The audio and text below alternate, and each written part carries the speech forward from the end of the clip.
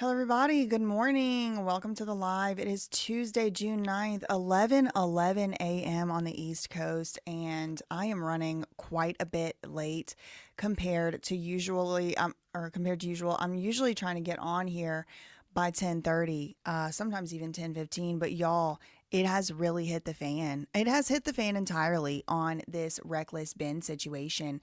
I already made a video on my other channel, That Surprise Witness, this morning, and it's about this video that he did put out just about, I guess, 2 hours ago or so, 3 hours ago. It's already got 759,000 views.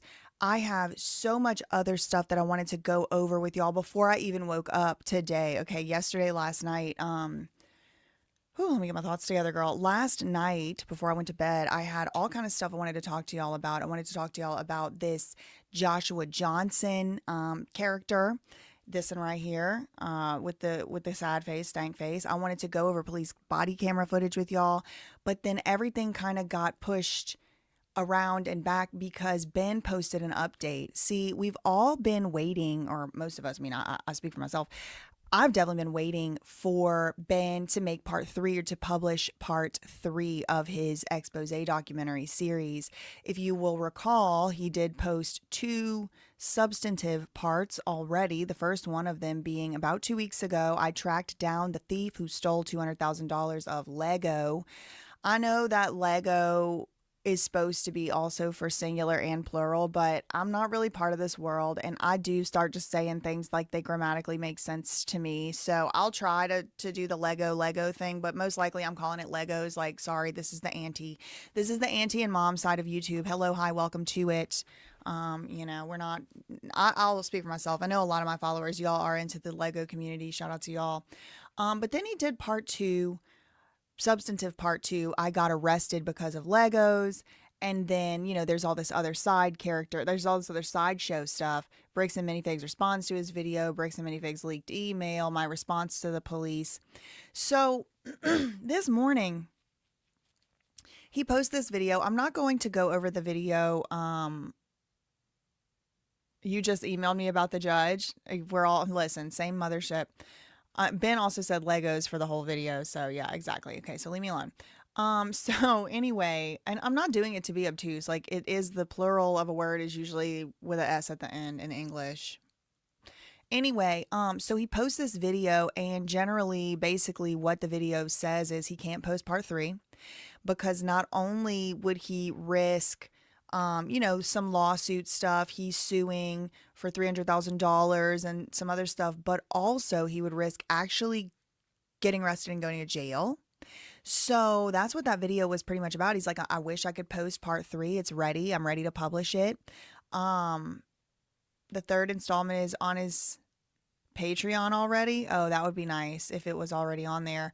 But ended up being, what had happened was Reckless Ben was served via email. The judge ended up giving permission for them to, for the plaintiffs, which is the BAM franchising parties. They asked for permission from the judge to serve Ben via email. Usually you're not allowed to do that.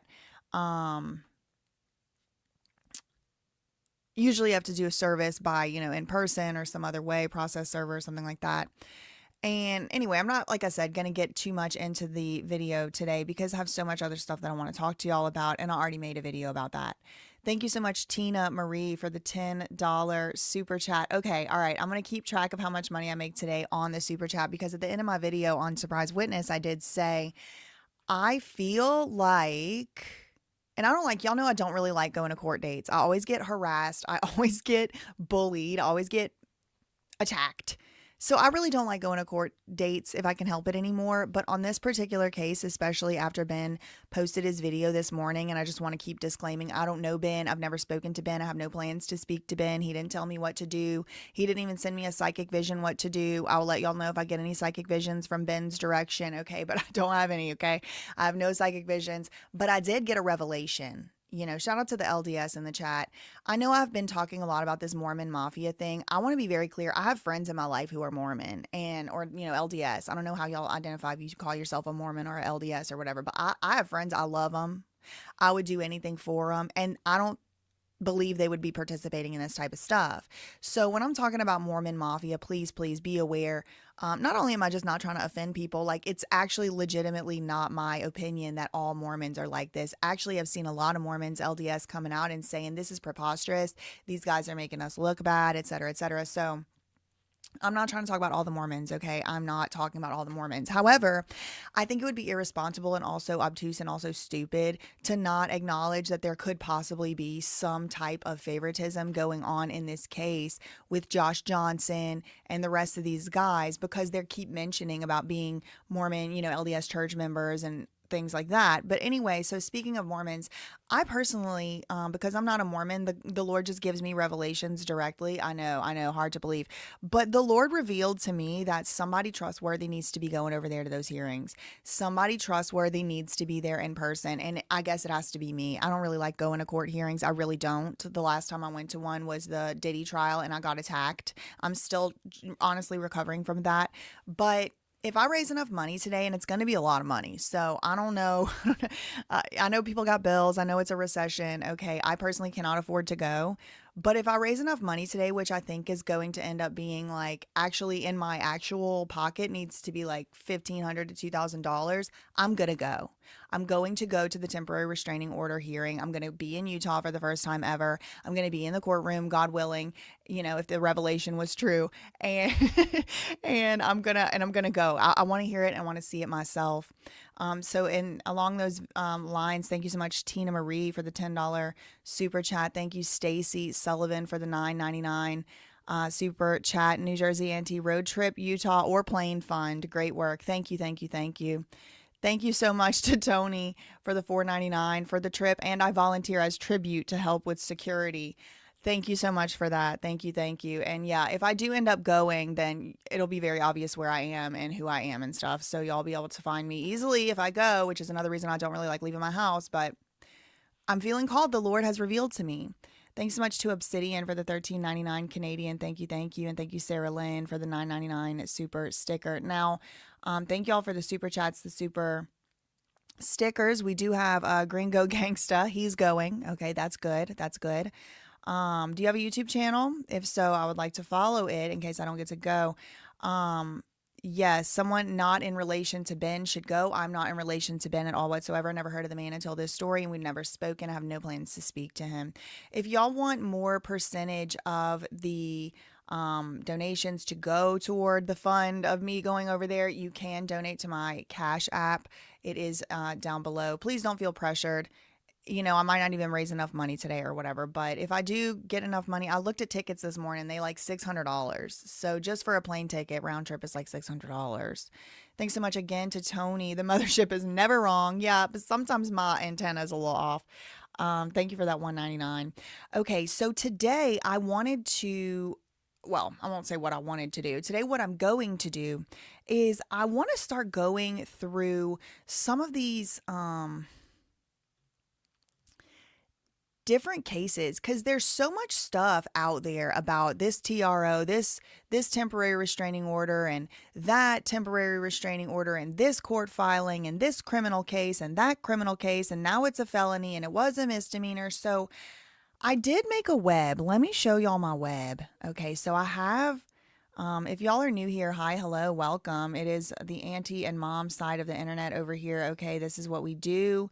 We talk about corruption. We talk about high profile lawsuits, like it says in the banner, current events, true crime, legal, commentary, edutainment. Nothing here is legal advice, but I do like to do these webs. I love to make these webs. Now, this was not made by AI. This was made by me, I.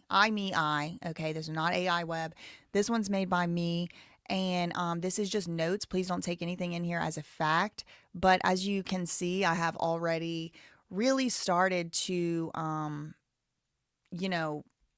hate the term flesh out. I don't like that term, but like I've already started to make progress, I'll say, on this web here. We have Amon here. I know I'm saying his name wrong, but it's fun to say Amon because it's like amen a little bit. Anyway, there's Amon, the CEO of Bricks and Minifigs. That's his daddy right there, who I believe is his daddy. Daniel or Dan McNeff. I've gone ahead and found some newspaper archive articles mentioning Dan and what's his name, Amon, and some other stuff. They have this company, or they did, called Legally Mine LLC. We have elders defending. So we have a lot of stuff going on the web here. All right, just different little PR here, PR there, the Legally Mine of it all. I started a section for Brandon Best. I started a section, this is a funny thumbnail, for Joshua Johnson. Okay, so this is my web right now so far. And this is where I wanted to really hone in on the Reckless Ben section, because I thought it would be helpful. I do have a law degree. I do not practice law. Nothing that I say here is legal advice. But I do have a degree, and I did practice law for some time before I, too, very similarly to Reckless Ben, got kind of run out of my field by people who wanted me to lie, people who wanted to silence me, things like that. So instead of allowing the powers that be, namely Britney Spears's business manager, that's a story for another day if you haven't, put a one in the chat if you already heard that story 1,000 times. Because I didn't want to be beholden to those lunatics and immoral idiots, I quit. I quit the job, and then a few months later, I actually just turned back in my law license to practice, because I would rather be able to tell the truth. I would rather be able to speak my mind and exercise all of my rights. And I am not going to have anybody or anything held over my head for my whole career. I would much rather just speak freely and openly and exercise my rights like the good Lord gave me. I'm not interested in giving up my rights. Okay, no thank you. Shout out to Katarina. Thank you so much for becoming a new member. Thank you, thank you, thank you. Kitty, for being a member for 1 month. Hey, cousins, and good morning. Thank you, thank you. Thank you to Stephanie Keeping for the $27.99 Canadian. Girl, that goes even farther in the United States now. I think that's like $30-something. Thank you so much. Well, what percentage I get to keep of it, we'll see. But thank you so much for that $27.99. Every little bit does count. Thank you so much. Thank you, Player Profit, for the $2 Canadian. What program do I use? I use for the webs. It's actually already installed on Apple products. It's called Freeform. And it is a Mac or Apple. You can use it on your phone. You can use it on your iMac or your MacBook or whatever. It's called Freeform, and it just comes pre-installed.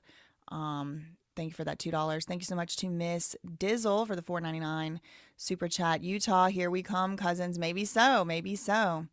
Yes, I did. I did a whole video about this actually already yesterday on Surprise Witness as well. That Surprise Witness is the name of my channel that I do pre-recorded videos that are a little bit edited, but mostly just kind of like this, but pre-recorded. I also have a documentary channel called BJ Investigates. I probably should do something to make the branding a little more easy to follow, but I didn't start as an industry plant. I didn't start as somebody's mouthpiece. I started as a girl on the internet making YouTube videos about justice. So that's, where we are right now. But yes, I did connect Josh and Amon on their LDS mission to Louisiana like 20 years ago. And guess who was living over there at the time? Not in Alexandria, but guess who was living in Louisiana at that exact same time? Me. When I was in Louisiana, I'm from Louisiana. I'm like a 12th or 13th generation Louisianian. I think my people were in Louisiana before the Louisiana Purchase, if we be honest. But, what were they doing in my state over there? No, they were in Alexandria. And if y'all know anything about Louisiana, maybe you do, maybe you don't. Alexandria is where the United Pentecostal Church has their camp meeting every summer. It is crawling. Shout out to the Pentecostals. It is crawling with Pentecostals over there. So I don't know how successful the Mormons really were in doing their mission over there or whatever. But yeah, I did do a video about that. Josh and Amon. Yep, I sure did. Did it yesterday on my other channel. Make sure y'all check that one out after this. Thank you so much, Miss Dawn, being a member for 2 months. Good morning, cousins. Thank you so much, Sewed Freak 89 for the $5 super chat. The blatant corruption is astonishing. They cannot get away with it. They already got away with the Legos. I'm saying, but don't worry, y'all. I got my little map. I got my little web. I'm ready. I'm locked and loaded today to some extent. I mean, I am a little bit tired. Just finished the video from this morning. Crazy work. Go to Utah. I'm trying. I need to keep an eye on the Cash App too and see if I'm getting any donations over there. If I get like 1,500, I would feel more comfortable with like 2,000, but like if I get 1,500, I'll probably go. I'll probably go. If I get 1,500 today, I'll book the ticket and go. Okay. And I'm not trying to say like, oh, let's get that 1,500. Like, I totally understand y'all have bills to pay. $1,500 is a lot of money for me to just go to a hearing. Okay, so I understand if y'all are trying to donate to that completely. All right, so this is what I wanted to do. Okay, I wanted to focus a little bit on this part of the case here. All right, so we know that there's one case. We know there's one case by Bricks and Minifigs parties against Ben. Okay, we'll call that the BAM case or the BAM franchising case. It's so hard for me to call it the BAM case. Put a 2 in the chat if you already know why. Put a 2 in the chat if you know why it's so hard for me to call it the BAM case. But I'll call it, the Bricks and Minifigs or the civil case. The civil case, I might call it that throughout the day. And so we know we have that one, right? We have the BAM franchising. Oh, wait, I'm not on the right thing. Hold on. The BAM, that's this top case right here, okay? The BAM franchising versus Benjamin Paul Schneider. But then there's 2 criminal cases as well. Now, Ben has said that these criminal cases, at least one of them involves a felony charge. I was not able to confirm that he has any felony charges on any of these cases against him. However, I will admit, I'm just getting started looking into this case. I've spent some money this morning already on downloading case documents. Also, shout out to the Reckless Ben Reddit, where they have posted many of the documents as well. It was kind of confusing how they had them posted, and that's why I wanted to make, this into a section of today's video, because before we even get any step further, I think we have to just like organize our thoughts, okay? Organize the thoughts. There's 3 separate cases, and all 3 separate cases have stuff going on. All 3 separate cases have filings being issued, temporary restraining orders or preliminary injunctions being debated. All 3 have different things, different judges, different court houses, it seems. So yes, I agree. Yep. Yes. Thank you, Bubble. What Bubble said. Yes. The Cash App is Surprise Witness. I can hold on. I'll paste it up here for y'all. I feel bad to ask for like money. I really do, but I've seen it before where the YouTubers like Armand Wiggins was like, all right, I can't afford to go, but if y'all want me to go to the trial tomorrow, I'll go. And then they like came up with the money because they wanted him to go. So if y'all want me to go, I can't afford it. But if y'all want me to go and I can get the money today, or, in the next, it won't just be today, but, the next few days. But the plane ticket going to keep going up. I know that. Hold on. Let me get the Cash App for y'all, because I want to go. Specifically, I want to go to the one where, I'll show you which one I want to go to. I want to go to the temporary restraining order one. The one that has him gagged. That one. The one that currently actually has him gagged. So this is the Cash App. It's $ Surprise Witness, all one word. And I can also change my name here so it shows up.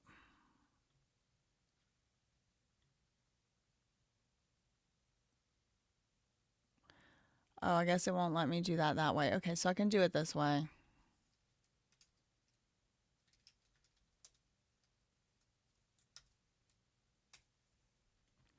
Okay. So that's the Cash App. I won't keep harping on it. I know it's aggravating. I don't really like talking about it either myself, to be honest, but it's for a good cause, I think. Okay. Thank you so much to Ryan for becoming a new member. Hello, hello. Yes, field trip, exactly. Okay, so here's the Cash App. Okay. So yeah, if there's any mods in here, y'all can keep kind of circulating that link. I'll probably move on from it. But all right, so here's the 3 cases, right? The first one we know about, BAM franchising. That's the corporation, the franchise, them versus Ben. But then there's these 2 criminal ones. One is from the state of Utah itself. The next hearing on that one is going to be on July 1st. And then the second one, let me make this a little bit bigger. And this is just from my web. Okay, so I'm just giving y'all a little bit of insight into the organization that I do here.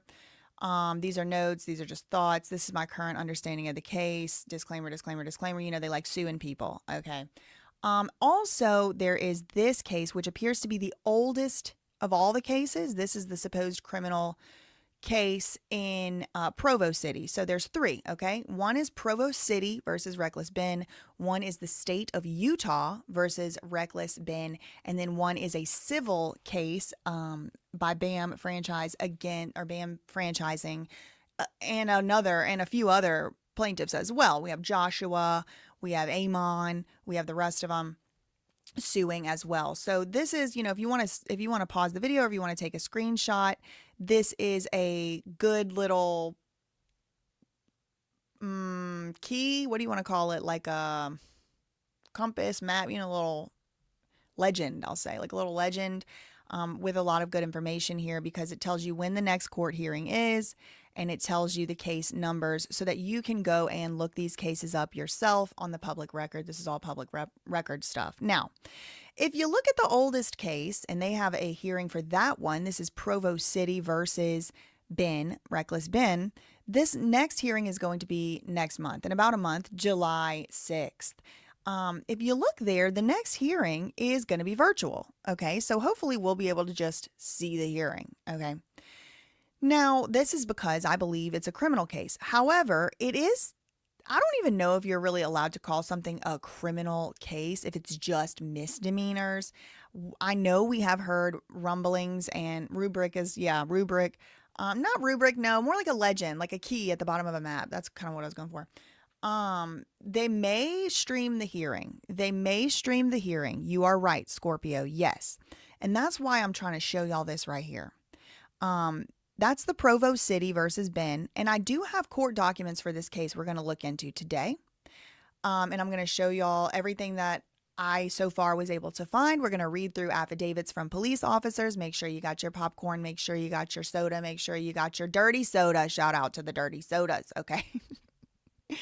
I do feel bad for like a lot of Mormons right now, to be honest, because like it's a small religion. It's very insular, and they don't really like be venturing out and talking about their religion a whole lot. So now it's just like very bad press. I mean, they're getting like the Scientology treatment right now. So I know it's not all Mormons. I do kind of feel bad that they're getting this bad rap right now, but like all of us have to go through it, girl. I mean, I can't be held responsible every time somebody from Louisiana does something. I'll tell you that. Okay. Anyway, but it's one of the reasons I don't practice a religion. I don't want to be held responsible for what other people are doing or their beliefs. Me personally, I don't want to. Anyway, now that's Provo City versus Ben Schneider. We will look into the documents of that momentarily as we move through today's episode, but there's another criminal or misdemeanor type case here that is going to be the state of Utah, right? So the first one was a Provo City. The second one is state of Utah versus Ben, Reckless Ben, case number 261401094. The next hearing for that one is going to be coming up on July 1st. But again, you do see that it says virtual hearing. Okay, virtual hearing. So this virtual hearing for these two criminal cases, I'm assuming these are going to be broadcast to the public. So it matters slightly to me, it's slightly less, that we have somebody we know in the courtroom, or I have somebody I trust, frankly, in the courtroom. Because they're going to be virtual hearings. Okay. But here's the one right here that actually has been gagged. The reason that he had to make the video that came out today, this morning, just a few hours ago, it's already got over 250,000 views on it. But this is the one right here that has him gagged. And this right here, I'm like, girl, they're not ever beating these Mormon Mafia allegations. They're never going to beat them, because who's the judge on this case? Tony F. Graff Jr. Who is Tony F. Graff? Who is Tony F. Graff Jr.? Hold on, let me find him. Where is he? That'd be this guy right here. Does he look familiar to you? 'Cause he should. He's the same judge on the Tyler Robinson, Charlie Kirk assassination case. So this was so strange to me, but I guess it shouldn't necessarily be that strange. The reason that it was strange to me is because that is like a death penalty eligible case for Tyler Robinson, like in the criminal court. But over here, this is the one case out of all of Reckless Ben's, 3 cases pending against him right now, The only one that's not a criminal case is the one that Tony Graff Jr. is overseeing. And the reason I said they're never beating the Mormon Mafia allegations is because this guy was appointed by, well, first of all, the first time I ever heard the term Mormon Mafia was from Candace Owens's coverage of this Utah Valley college shooting or whatever. Like, that was the first time that was like, oh, wait, hold on. Like, the Mormons aren't just sweet and nice and not cursing and making cute YouTube videos out here. No, they got a mafia, girl. Who knew? Who knew? I mean, I guess I should have known, because most religions, if left long enough, will become that, or at least have a sanction, a faction. But this guy was also appointed by Spencer Cox, who is also a Mormon. So again, I'm not saying all Mormons. I'm not saying even most of them. I've definitely seen Mormons coming out saying like, this is abysmal. I can't believe this. They're making us look bad. We don't condone. We condemn and all of that. So I understand all that. I really do. But anyway, so I wanted to just orient ourselves here. All right. There's three cases. One is the one where it's just civil. It's not a criminal case at all whatsoever. BAM franchising versus Ben. And there's, different people being sued there. Now, there's also whole other cases as well that I'm not mentioning right now, like the one between the prior franchise owner, Crystal Law, and her husband, last name Gorman. And the BAM franchising, I mean, she got her own lawsuit going on, and I'm sure eventually we will get to that. They gonna go to outer darkness? No, they not. Thanks so much to Kel on Earth becoming a new member and being a member for a month. How'd that work? Oh, thank you. Oh, is my mom in here now? Okay, good. Okay, so these are the three cases I want to focus on today. All right, these are the three cases I want to focus on today. There's really mainly three. There's one between these people and him, okay? And I believe he might be listed as well as a defendant, but let's not get ahead of ourselves. That judge on that case is this one right here. So we'll start this part on the web for that lawsuit. And then there's two other criminal or misdemeanor cases that have to do with like stalking and harassment and stuff like that. Okay. So let's start. It is a little bit overwhelming when I get off my web to like, okay, so what are we going to be looking at here? Okay. Oh, nice. My mom gifted memberships. Shout out to my mom. You became a member, but there was no notification. I don't know if you're a member or not. I think you are. It has a little thing by your name. I think you are. Okay, so what is this? All right, so this is which one should we do first? Should we do the civil case first, or let me go to my timeline. Let's see.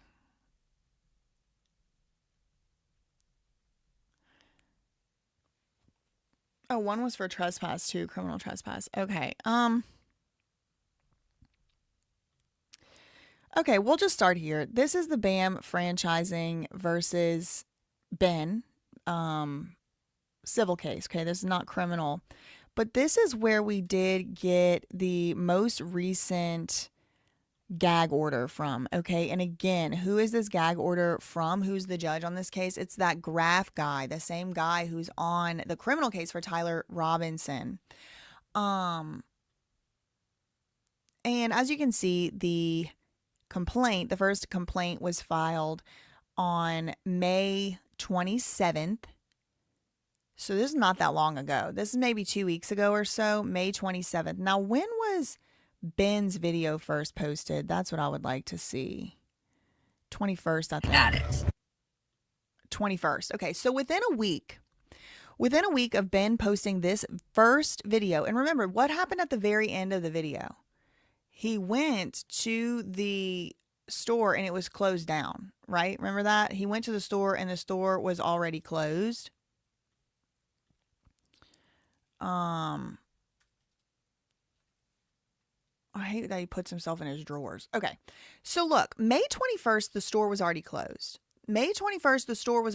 So I think it's disingenuous and also dishonest to say that they closed the store down because of viral videos that Ben made, because This is his part one video. And the store, as you can see with your own eyes, is closed already at the end of part one. And so it's impossible that Ben's video of part one is the reason the store closed down, because here he is making the video. The video hadn't even come out yet when the store closed. So it's just lies to my knowledge, my opinion. It just looks like they're lying and misleading. So that was on the 21st. By the 27th of the same month, excuse me, let me get to the right one. There was a civil lawsuit filed. However, there are other cases, and I want to go back to this Provo City case, and this is case number 261000376. I'm going to go to the view case details on the utahcourts.gov website, and there is actually already a link. Okay, there's a link to go and view the virtual hearing. I don't know if that would apply to us, if you need some kind of password or something like that to get in. I don't know. I'm not going to click it because I clicked it earlier. When I clicked it earlier, it wanted me to log in and give my email address, and I didn't want to give them all my information like that yet. So that's the one where there's a hearing going on the 6th of July coming up. And what is this actually for? I think this is the oldest of the cases, and the incidents that allegedly happened are December 10th, 2025. And that is disorderly conduct after being asked to cease, as well as criminal trespass. Okay, these are misdemeanors. Like I said, I haven't been able to find anywhere where Ben is actually charged with a felony. Maybe that's coming. Maybe I'm not looking in the right place.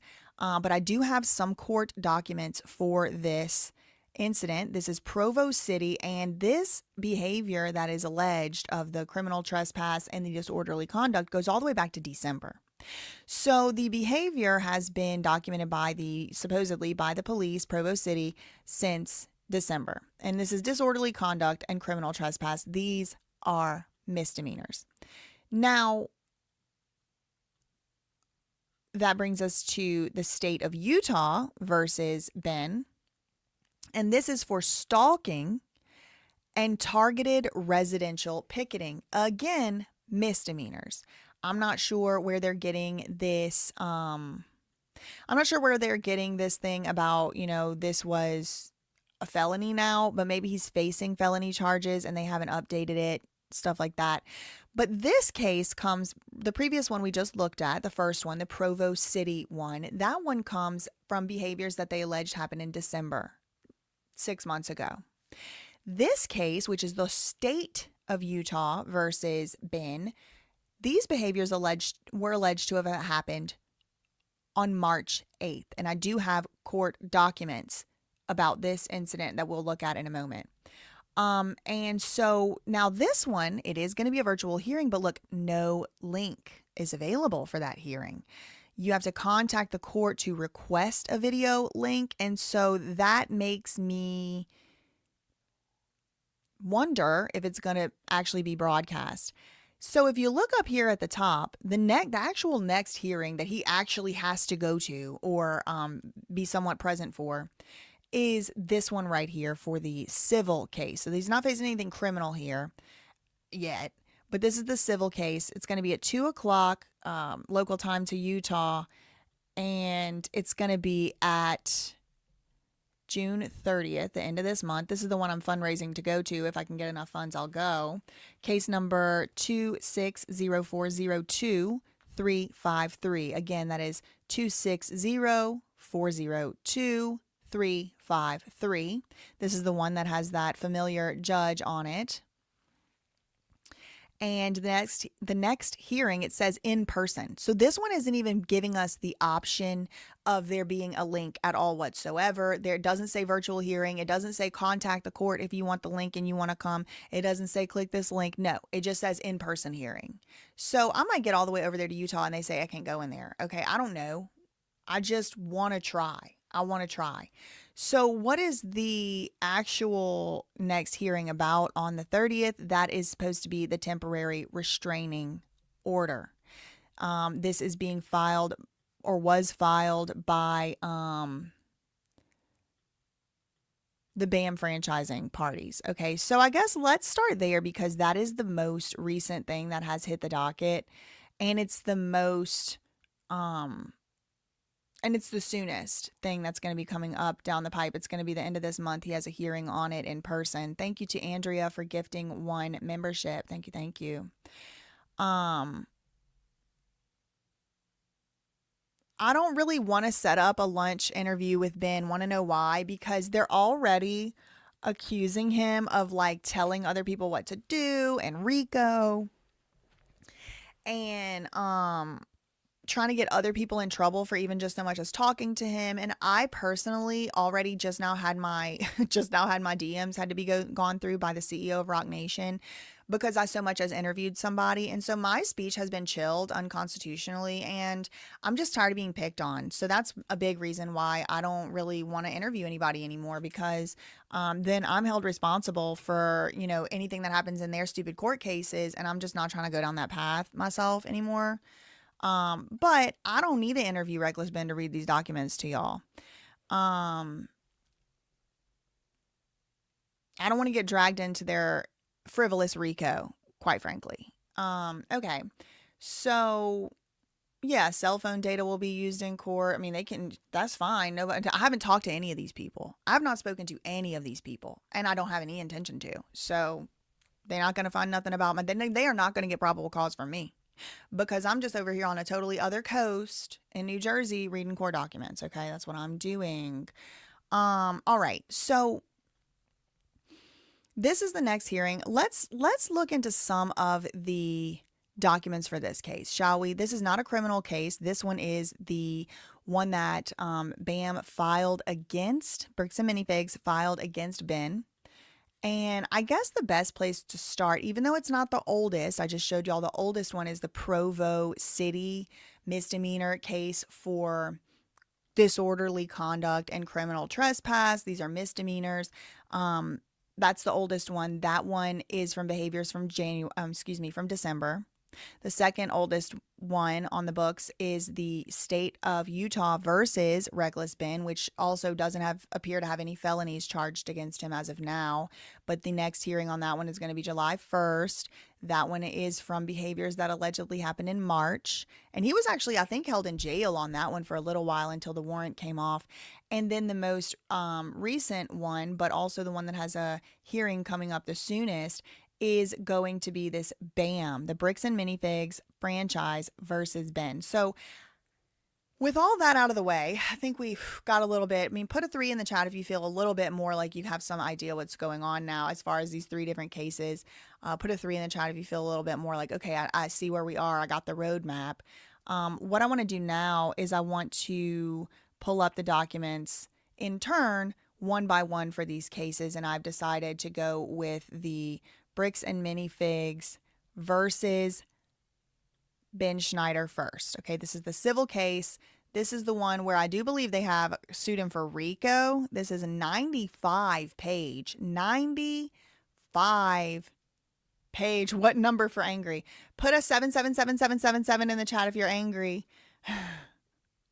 Okay. So what are we doing here? Why are we looking at this here? Okay, so some people are saying 2.5, but that's my fault. All right, let's back up. All right, what are we doing right here, right now? Right here, right now, don't worry about anything else. Just erase your mind, erase your brain. We're starting here, all right? If you are not confused, you can keep everything in your brain. If you are confused, just erase it all. It doesn't matter. What we're about to do is start from the very beginning of the Bricks and Minifigs lawsuit versus Reckless Ben. We're going to actually read their lawsuit filing against Reckless Ben. That is what we are going to be reading right now. And it's going to be my first reading of the lawsuit. What we're going to do is we are going to get through as many of these documents today as possible. And then if I have to come back and do more live shows on this, I will. I don't got nothing else to do. Yes, I do. But for the time we're here, I don't. All right. Nothing else to do, nowhere else to be. So what we're doing right now, we're just going to start with the lawsuit. This was filed just at the end of last month, May 27th, Forget about the criminal charges. Forget about all of that stuff. Right now, we're only going to focus on the civil case. This is two private parties, which are now very public figures, BAM Franchising against Ben. But there's, as you can see, many other parties. Okay, so let's just start here. This is the verified complaint. We have the named or the first named plaintiff who's doing the suing is BAM Franchising. They are a Delaware corporation. Okay, they do have branch locations in Utah, I think, and elsewhere, but it's a Delaware corporation. Who else is suing Reckless Ben? Well, Amon, the CEO of Bricks and Minifigs. Matthew, who I believe is Amon's brother, but is also a corporate officer at the Bricks and the Minifigs, like he's CFO or COO or something like that. Joshua Johnson, who is all kinds of entangled with Bricks and Minifigs. He's the one who went on his Mormon mission back in 2004 in Alexandria, Louisiana with Amon.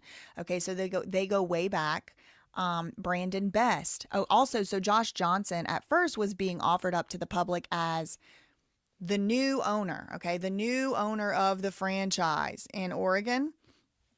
But come to find, and he would be like, you got to talk to corporate, you got to talk to corporate, you got to talk to corporate. When anybody was trying to get their problems solved, he'd be like, you got to call corporate.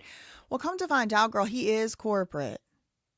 He is corporate. He is a corporate employee. So that's him, Josh Johnson. But he was a supposed co-owner of this new franchise new co-owner of this franchise in Oregon, where all the action happened, right? The franchise location in Oregon is where this world record setting Star Wars Lego collection or whatever, like the whole genesis of this lawsuit has been this world record world record Star Wars Lego collection. It was like the biggest collection in the world of unsealed something or another. And basically that guy who owned it, he was getting sick and dying. He decided to let his son, who's an adult, sell the set off, and then, calamity ensues and we end up here.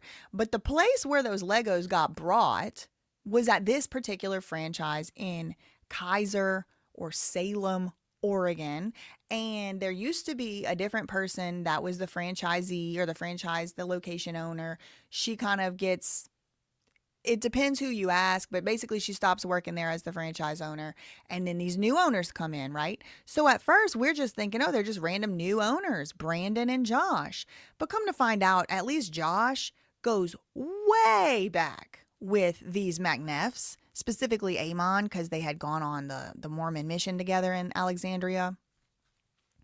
Brandon Best also owns at least one, but possibly several other Bricks and Minifigs. So he's not just some random. And then other people have come out and been talking about these guys now lately and saying that Brandon and Josh work together to go and take over a lot of people's franchises for the Bricks and the Minifigs. So it does appear as though the public was somewhat misled about the relationship, and the police as well. It appears as though the police and the public were misled about the relationship and the nature of the relationship between Josh, Brandon, and Amon. Because the way it was presented was like, oh, these are just innocent new guys that had no idea what was going on, and they've been involved for a while.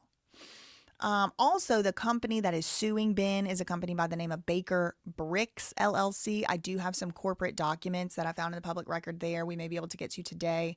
And they were doing business as Salem Baker Bricks, okay? And who are they suing? They're suing Reckless Ben and his company, Reckless Ben, LLC. They're suing Brian Mansell. This is the man whose dad owned those Legos. This is the man who brought the Legos to the location.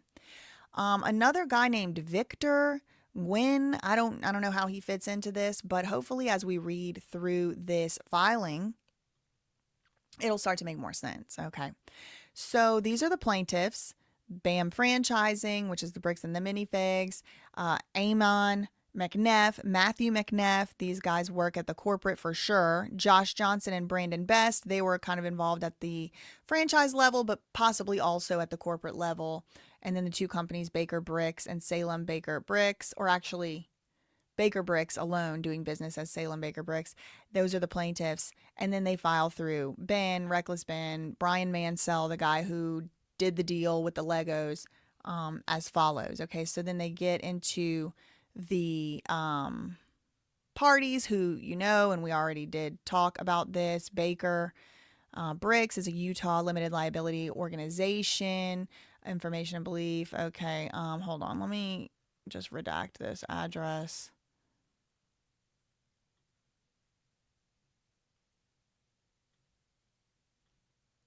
Even though it's a public record and it is available publicly, I'm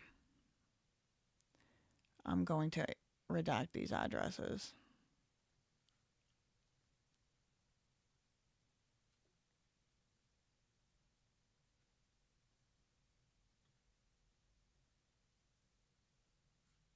Okay, I think I got them all.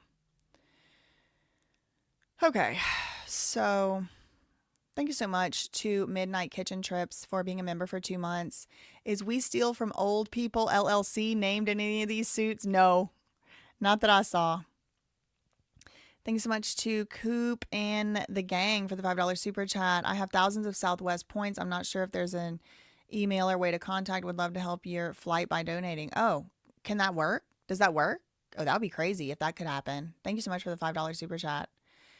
Josh Johnson, thank you for the $5 super chat again, Coop and the gang. Josh Johnson also took over the Last Relic. Oh, I did see the Last Relic video. That was something I might have touched on today, but we have so much court document matter to get through, so many court documents to get through, I should say. I won't be able to cover that today, but there was another franchise owner, or former, I should say, franchise owner who did come out and kind of repeat a lot of what's being alleged about Bricks and Minifigs by Crystal Law, the former franchise owner. A lot of what she's been saying was kind of mirrored by this Relic guy yesterday, now public on YouTube. Yep. Thank you for the $5 super chat and reminding me about that. You can book with your own points. Oh, that'd be crazy. Oh, that'd be nice. Josh made stuff up with the Last Relic store as well. His MO is lying. You know, I wasn't there, so I won't say he made stuff up. Everybody does have their own version of events, and I just can't say what happened for sure, but it definitely, if Last Relic is telling an accurate version of events, it does seem like these people just like to lie. Yeah, no, he does look nasty. He looks nasty. He looks like he stinks. He looks like he doesn't shower enough. That's my opinion. Okay, so back to this lawsuit. All right, so these are just getting into the parties. We already discussed the parties at length. Okay, general allegations. General allegations.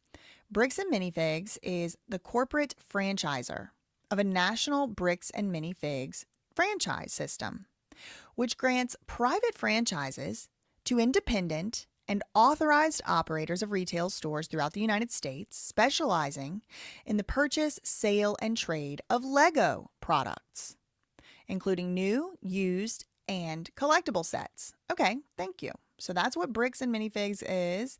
That's what BAM is. BAM is the corporate franchisor of a national Bricks and Minifigs franchise.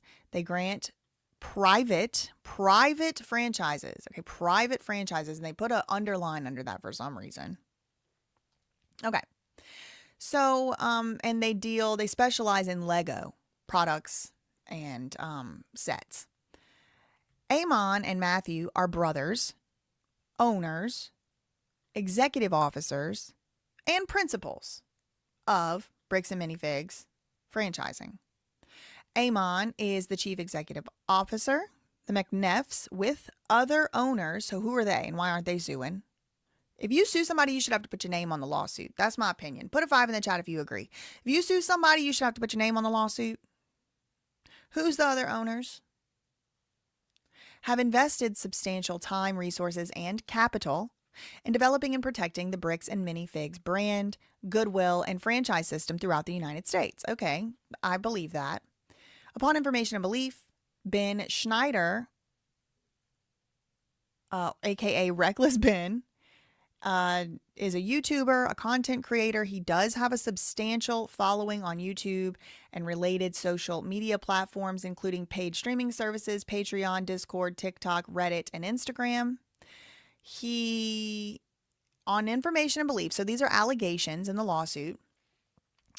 allegedly conspired with Brian, who is the guy whose dad, is dying and had the Lego, the customer, basically, and Benjamin, Reckless Ben, and Crystal, who is the former franchise owner. So they're saying they conspired, okay? These three conspired with each other. Crystal, Reckless Ben, and Brian Mansell, who owns the Legos for all intents and purposes. They conspired, aided and abetted, supported Ben's content creation. See how easy it would be for them to just throw my name in here if all of a sudden I'm interviewing a Reckless Ben? No, my speech has been chilled. My speech has been chilled. Anybody who might want to interview Reckless Ben's speech has been chilled. And especially now, I mean, he can't talk about the matter. But anyway, so they're alleging that Brian Mansell, the victim of the Lego heist, aided and abetted and supported in this content creation. And so did the prior franchise owner, who claims she got completely screwed over, by the way. She has her own lawsuit going on against these people, by the way. Okay, so then they go on and say, remember, y'all, we're reading this from the perspective of the Bricks and Minifigs people. This isn't my opinion. I'm just reading the lawsuit because I'm like, all right, we got to start somewhere. And there's so much stuff that's happened in the last 2 weeks. Best place I think to start is the court documents themselves. And now we're starting specifically, there's 3 cases I know of, 4 really, but just 3 involving actually Reckless Ben himself. And one is the civil case between BAM or Bricks and Minifigs versus Ben. The other 2 are criminal cases. So we're going to put those to the side right now. We're just going to focus on the corporate lawsuit against Ben. Private dispute between Crystal and Ben. I don't think they even got this wrote right. They ain't got it wrote right. Private dispute between Crystal and Ben. I don't think they had a dispute. Benjamin, I think they meant to say somebody else's name right here. Let's see. Crystal was initially employed as a BAM owned entity and corporate employee. So originally she was a corporate employee. She worked as like a manager at one of the stores. Okay. Crystal. All right. So starting here, if you don't know anybody in the story, you don't have to. We're starting here. There's a lady named Crystal, and she was working for Bricks and Minifigs as a store manager. Okay. This was in Salem, Oregon. During her job, she expressed interest in becoming a private franchisee. So she wanted to pretty much purchase the store. She wanted to be the manager of the store and own the store. And, Benjamin. Okay, her husband's name is Benjamin too, girl. Okay. So she wanted to become a private franchisee along with her husband, Benjamin Gorman. Okay, so this is the Salem store. They're calling it Salem LLC. Okay, so she wanted to purchase the store where she was a manager. Bricks and Minifigs agreed to her proposed private franchisee affiliation and purchase transaction with their established franchise agreement structure pursuant to the terms. They do have a written out agreement from 2023, the franchise agreement between them, Crystal, and her husband, Benjamin. Okay, good background. They're calling the business and asset purchase agreement. Now, when you purchase assets, usually you purchase the liabilities too. Remember that and put a pin in it. Okay. So they're calling this agreement the APA, where it's an agreement between Bricks and Minifigs and Crystal, on her side, her husband as well, where they're going to buy a franchise from corporate Bricks and Minifigs. Got it. The agreement, the APA, the purchase agreement, confirmed a closing date of February 2nd, 2023, directed that Utah law governed and required Crystal to timely pay a purchase price in installments or royalties or other consideration to obtain landlord consent to a lease assignment to coordinate. Okay, so by law, they had to do certain things, including Crystal had to hand over some type of payment or money. Significantly, BAM was granted a security interest referenced in the agreement, all accounts, chattel paper, intangibles, inventory. Okay, this is going to be important here. Oh, yeah, okay, that's fine. And equipment of debtor. All right, so debtor in this case is Crystal. Okay, so a security interest is like if she defaults and doesn't pay her franchise fees, if she doesn't for some reason pay her rent and they have to be on the hook for it, if she doesn't if she vandalizes the bill, whatever the case may be, and Bricks and Minifigs has to come out of pocket, they basically have a security interest where it's like, all right, bet, well, we can come in and take your store. We can come in and take everything you own out of that store, and that's in the agreement. Fine. So far, this is normal looking stuff. They had a security interest, security agreement, and what they had interest in was all the accounts, the paper, the general intangibles, the inventory, equipment. Let's say there was some type of, money counter or some type of specialized cash register she had to buy or something like that. Just anything like that. They can come in and they could take it back. Or they could take it from her, even if it never was theirs. See, look, whether now or hereinafter acquired. So whether the stuff had been in, okay. This is actually extremely complicated to try to explain to like a lay person on a live stream, so bear with me.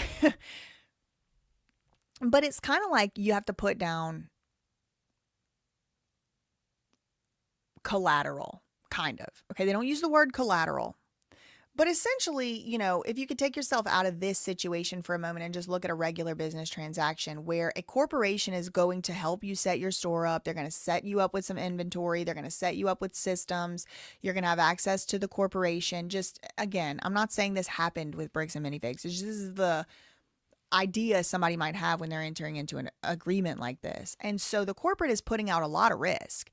They're putting their name as a guarantor. They're putting their name on the lease. They're letting you have their sign on your building, and they're basically approving you. And so as some type of collateral, they'll do these security interest arrangements. Okay. So in this case, and they say it significantly, so they're telling the judge, this is significant, Judge, Your Honor, please look at this is important.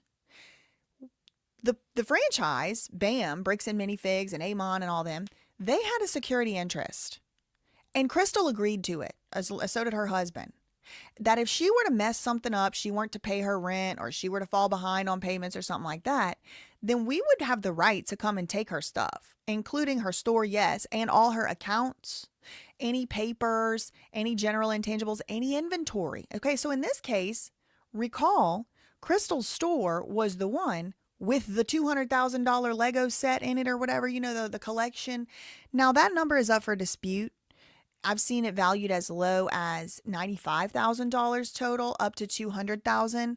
It doesn't actually matter to me that much if it's 95 or 200, because $95,000 is still a lot of money. That's still a whole lot of money. Like, we'll get into the details of is it 95 or is it 200 way later down the road, because 95,000 is still enough to cause a ruckus, in my opinion. Okay.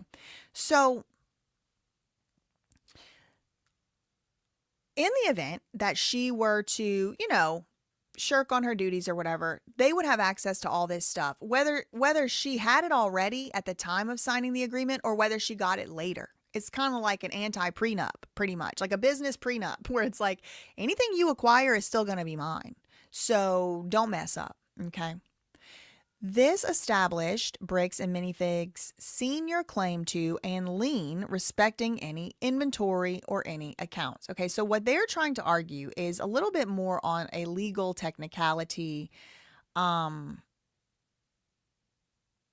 stance, right? They're saying a senior claim is when a debtor, a debtor. So debtor is not Crystal, sorry. Debtor is BAM. So they're saying in the event that she goes bankrupt, in the event that she loses anything, in the event that we have to go to court or something like that over it, we have first dibs on any inventory she has. That's their argument. Now, as somebody who has taken a bar exam and passed on the first try, I don't think that this is how crediting works. I think you actually had to, they were supposed to have filed UCC filings. You probably have heard these UCC. Oh, why didn't Ben file a UCC? The same question goes for Bricks and Minifigs, who also apparently didn't file a UCC on this extensive Legos collection. How could they? Because they have to keep pretending like they didn't know it existed. Thank you so much to Laughable Larry for the $5 super chat. Thanks for making this video. Appreciate your breakdown of these things. Thank you. Thank you. So they're saying, look, I know I've spent a lot of time on this one paragraph, but this is pretty much the crux of their legal argument over there at BAM as to why they think they have the right to this inventory, which I haven't seen anybody else covering. There was an agreement called the APA, an asset purchase agreement. Okay. This agreement was for a franchise purchase. It was for Crystal and her husband to purchase a franchise from Bricks and Minifigs and to be the owners. As part of that, they signed contracts and they made certain agreements with Bricks and Minifigs, and Bricks and Minifigs made certain agreements to them as well. So, or promises, I should say. So they enter into this agreement, and among other things that the agreement says, there is a grant of a security interest in the case that things go south. BAM said they're going to be entitled to her inventory. They claim this purchase agreement that Crystal entered into with Bricks and Minifigs gave them the right to anything that she had in that store, including the $200,000 Lego set collection or whatever, okay? Now, there is another section that they point to, section 2.3, Crystal and Ben, the husband and wife, shall be responsible for and shall pay all liabilities of the business incurred after the date of the contract. So they are responsible for all liabilities that was in the contract they entered into. They shall indemnify and hold harmless the corporate from and against any pay or reimburse seller for costs, expenses, losses, damages, and liabilities suffered by Bricks and Minifigs to the extent resulting from, arising out of, incurred with respect to liabilities of the buyer, arising out of, relating to, in connection with any claim. Okay, so basically that's them saying, if you get sued, Bricks and Minifigs corporate is not on the hook for that. Relating to the assets or business operations to or from the closing date. Now, these are claims brought against buyer, which specifically means Crystal and her husband. Okay, so they're going to try to use this clause to get out of getting sued by Ben Mansell. Not going to help them. That's my opinion, because they are not buyer. They only if the lawsuit would be brought against Crystal would Bricks and Minifigs be able to get out of being sued. But if they get sued directly, no, that purchase and sale agreement don't stop somebody from suing them. The purchase and sale agreement only binds the parties that agreed to the agreement, which are Crystal, her husband, and the Bricks and Minifigs parties. Okay, section 8 of the agreement, or the FA, hold on, what's the FA? Franchise agreement. Okay, so we have an FA, which is the franchise agreement. Remember, I told y'all they would have signed a few things, not only the purchase and sale agreement or the purchase agreement, but also the franchise agreement. So they're giving us an excerpt from the franchise agreement. The franchise agreement confirmed that to preserve the Bricks and Minifigs corporate brand, that Crystal and her husband and their business only would purchase products from BAM. Ah, ha, ha, ha.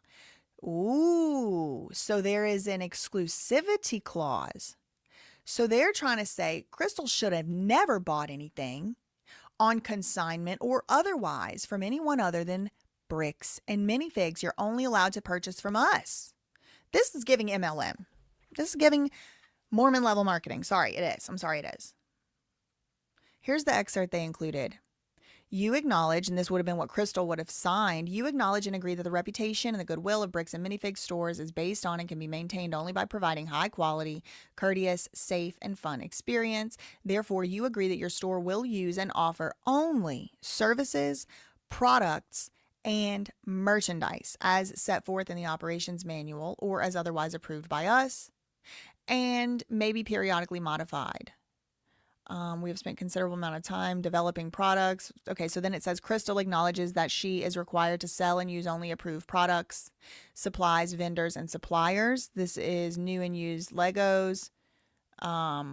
Okay, so yeah, it does look like her franchise agreement, if we're only looking at the four corners of the franchise agreement itself, did prohibit her from purchasing Legos, used Legos from other people other than the Bricks and Minifigs franchise. Now, this seems to fly directly in the face of what the actual business model seems to be, which is like you can bring your Legos in there and sell them. Like that seems to be the half the model is that people can bring them in there and sell them and the bricks and the minifigs will buy them.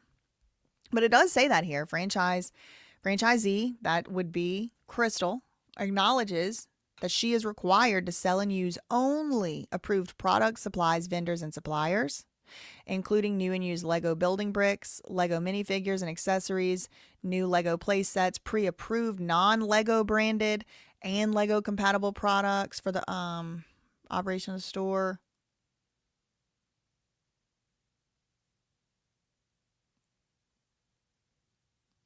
For the operation of the store. Event of season, specific merchandise, promotional and advertising materials in addition to supplies. So I could see actually some, I don't want to get too in the weeds here, but just for the law nerds out there, I can really see Crystal's lawyers being able to do a lot of work with the last part of this here for the operation of the store. What does that mean? But if you know what I'm talking about, put a 5. If not, we'll move on. Franchisee is prohibited from selling any non-Lego branded products. Okay.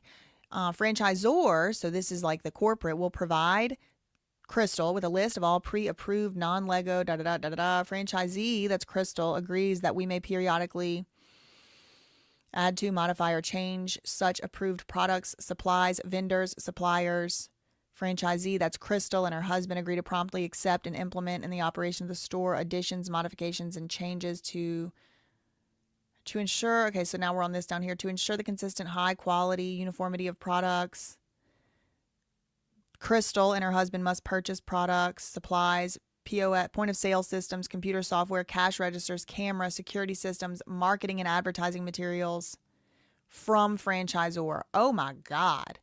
Okay, so this is bad for bricks and minifigs. I'm going to tell you why. I'm going to tell you why this is bad for bricks and minifigs. Because on the one hand, we've now had the opportunity to see what their public relations strategy has been. And their public relations strategy has pretty much just been to point the finger. Bricks and Minifigs has done everything but take accountability and responsibility for their part in this. They have pointed the finger at Reckless Ben. They have pointed the finger at these other 10 YouTubers who were going to maybe do something before but got scared off. They have pointed the finger at Crystal. They have pointed the finger at Crystal's husband. They've even thrown poor Josh Johnson, bless his heart, up under the bus, and Ben Best, or whatever his name is. So everything that corporate could have pointed the finger at, they done pointed their finger at. And a big thing that they have argued in these press releases and different statements and interviews in the news they've done and things like that is, it was a rogue franchisee gone wild. We do not control every single thing that these people do. We cannot be held responsible or accountable for the things that they have done. That's basically been their public relations strategy. But if you look at the documents that they include in their very own filings, you can really see just how much control Bricks and Minifigs actually did try to exert over Crystal, the franchisee. Look, this right here, starting at to ensure. To ensure the consistent, high quality, and uniformity of products and services provided by the franchised businesses, franchisee, that means Crystal Law, must purchase products, supplies, must. That means she has no option. And when it says must, that means she agrees. She signed it and agreed. Must purchase products, supplies, point of sale systems, computers, software, computers. She can't even have her own computer. She had to purchase it from the franchise. Software, cash registers, camera and security system. She couldn't just go and buy a Ring doorbell cam. No, she had to. She must. She agreed that she must purchase that from the franchisor, which would be, corporate. It's affiliates. Okay, is this another Mormon Mafia? It's affiliates. Or approved vendors. Okay, so on the one hand, Bricks and Minifigs corporate is trying to argue that they didn't have a lot of control. These are all different, separate stores. They're all doing their own thing. A rogue franchisor went crazy, or franchisee went crazy, rather. But then when you look at the stuff they actually, Yeah, this is what I'm wondering. Michael said, haven't verified. Haven't verified, y'all. This is speculation. But another report is that the majority of the approved vendors were all LDS members, and that's what I'm wondering. Not illegal, but it does further pull LDS into this Bricks and Minifigs created quagmire. Indeed. Indeed. So there's a lot of control that's being exercised by this franchise over the franchisors, or franchisees rather. And it's also interesting to me that they don't highlight that next sentence, because I think that does a lot and gets a lot of mileage. Crystal could get a lot of mileage out of it. The exception to all that is because of the nature of the resale industry. Most all products that need to be purchased for the store are going to be from various sources, and franchisee, that's Crystal, is responsible for identifying those sources. But corporate can make arrangements with vendors for certain products at negotiated costs that would ultimately benefit the entire system. Franchisor is not liable to franchisee for any loss or damage or deemed to be in breach of this agreement if their affiliates or approved vendors, blah, blah, blah, blah, blah. Okay. So the big takeaway from this part right here for me is that it really does kind of show a juxtaposition to the sort of hands-off PR that they're trying to act like they have hands-off approach in their business. But then when you actually look at the lawsuit filings in court, they're kind of arguing out of a totally separate part or side of their mouth. Thanks to Never REI for the £2 super chat. What's LDS for the uninitiated? It's the Church of Jesus Christ of Latter-day Saints, aka Mormons. And it's not all the Mormons. I do just want to be very clear. It's really not. Okay. Everything's very micromanaged. Right. That was the TLDR that I kind of took away. These cops should go on the Brady list. I agree. I completely agree. Okay, so then the lawsuit. Now remember, what are we doing here? Why are we even here? Why are we reading this stuff? Because we're reading the lawsuit that was first filed against Reckless Ben by Bricks and Minifigs Corporate.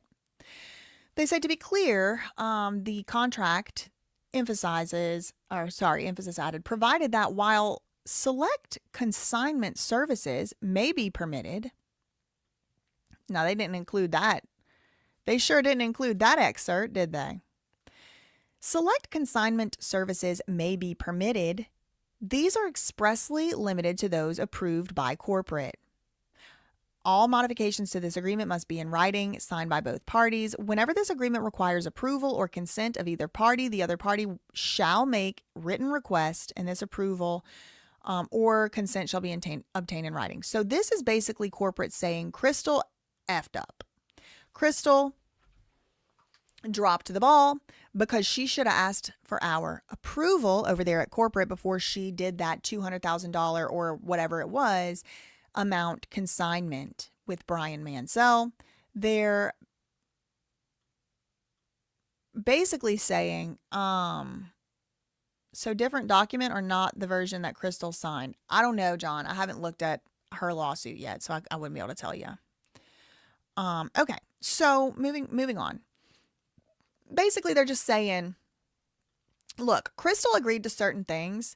One of the things Crystal agreed to was before she would take out consignments, she would get our approval. She didn't do that, and so it was not authorized by us. That's basically their point so far. Wait, who is suing Mormon Stories podcast for using the word Mormon? That's crazy. So Glass Canoe said, okay, wait, even if consignment wasn't permitted, which it is, how does corporate then get to claim a right to the Lego sets? It's still not theirs. This is an excellent point because it's another way that, in my opinion, from where I'm sitting, Bricks and Minifigs Corporate is arguing out of both sides of their mouth. On the one side, they're saying Crystal needs to be on the hook for all this. That was her.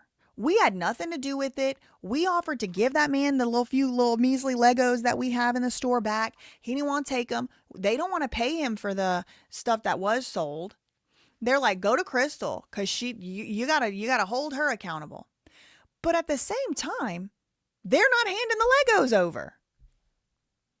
So it's a great question. How are they blaming Crystal on the one hand, but then they're also keeping the Legos and saying they had a right to all her inventory. So it's like you had a right to her inventory, you had a right to her money, you had a right to be indemnified from any lawsuits, and you have a right to keep her inventory and not let her give it back to the people. It doesn't add up. Like it can't all be true. It just can't all be true.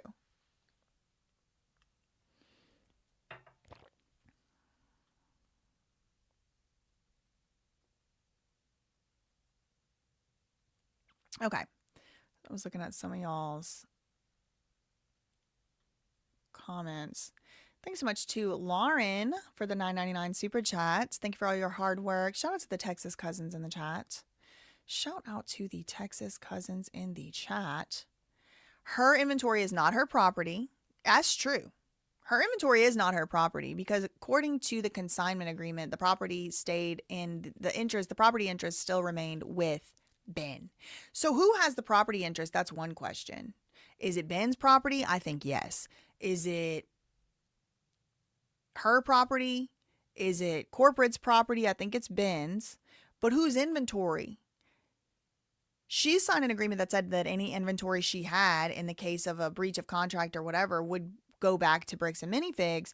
But what if it wasn't her inventory?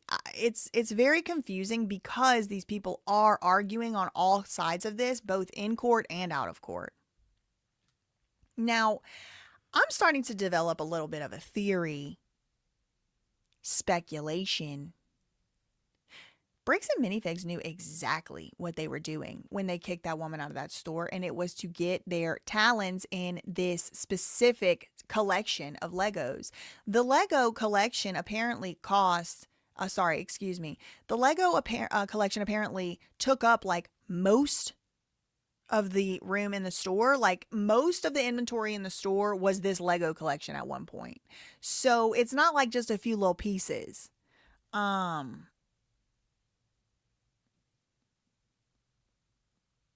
Conflicts of interest all abound, I would say. Okay. So whenever the agreement requires the approval, she didn't get the approval, basically. Okay. So despite the foregoing, despite all that contract law, Crystal and her husband materially breached their obligations.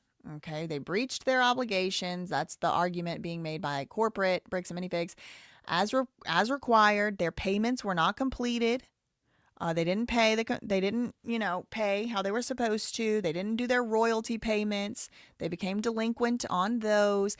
The lease and various accounts were never properly transferred, and the lease amounts were unpaid. Crystal's outstanding contractual obligations mounted, and eventually they claim Crystal had owed them over $175,000. All right. So early fall 2024, Crystal's husband, Benjamin, another Ben, but Crystal's husband accepted work overseas, and Crystal told Bricks and Minifigs that she was going to close the store and abandon the franchise operation altogether, including an effective date for such closure as of December 2024. She claimed she did not have the right. Oh, wait, hold on. Excuse me. They claim she didn't have the right to do that under the franchise agreement. So Bricks and Minifigs said, you can't abandon the franchise. We have to keep it open. You have to keep it open. Now, there's all kinds of legal problems with even that arrangement, but I'll try to move further than page 8 of 95 to just keep it moving here today. But I do see problems with that.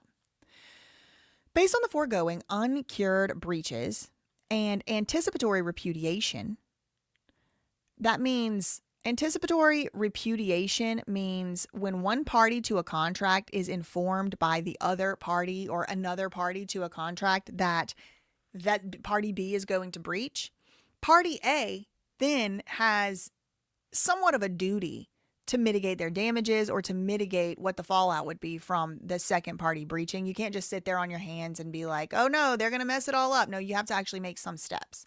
So Bricks and Minifigs is saying, look, Crystal did not have the right to just up and leave. She did not have the right to just get up and walk out of the United States, but that's what she told us she was going to do.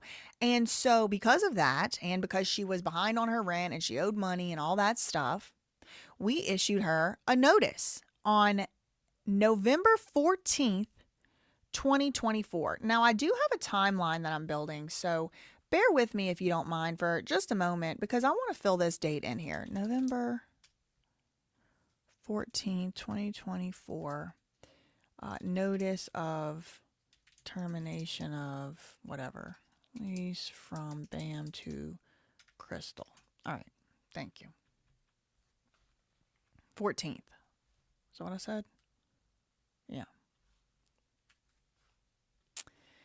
All right. So they issue this notice of immediate termination. All right. On November 14th. They exercise their rights. Remember those priority rights we spent all that time talking about? The priority to the collateral. Remember I told y'all it was like a collateral situation? That means the $200,000 Lego set. For our purposes, the collateral, like most of the inventory in the store, was that Lego collection. Okay. Pre-scheduled a repossession. So repo. They're like, we're coming in to repo your on or after 11/14/2024. And they assumed the lease. This was, they claim, expressly permitted under the franchise agreement and the purchase agreement that Crystal agreed to. Any and all fixtures, inventory, and other assets, credited an estimated $38,000 paltry value thereof as an offset to her unpaid $175,000. So they're valuing the whole entire store at $38,000, which I think is probably not true. Probably wasn't $38,000 worth of stuff in the store, but that's what they're saying. All her store was worth was $38,000. So we took it. We had the right to. That's what they're saying. Accepting. So with the exception of the foregoing unpaid lease, corporate did so as a bona fide purchaser without any notice of any third-party claims or liens of any kind, including Crystal and Benjamin's undisclosed and alleged 11/22/2023 consignment. Now, this is just a lie. I'm sorry. This is not true. Okay? Maybe they don't know they lie, and maybe I should just say this is a false statement, but this is just absolutely not true, because what they're saying is Bricks and Minifigs Corporate is saying we didn't have any notice of any third-party liens, aka the consignment deal, but we already saw Crystal's footage from inside the store that day. What happened? Brandon Best or whoever it was came inside the store, said, yo, we're taking over here. She said, wait, I need these tickets because I have a third-party lien. I have a deal with somebody and he hasn't been paid out yet. And what did Brandon Best or whatever his name was say? He said in return,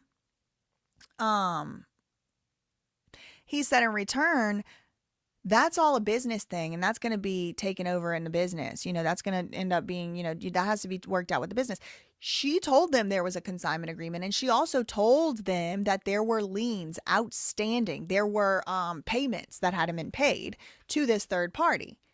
She did tell Brandon that. Now, Brandon might say he's not corporate. So corporate didn't know. That's why I walked back on the lie allegation. But this just isn't this is just not a true statement. It's false.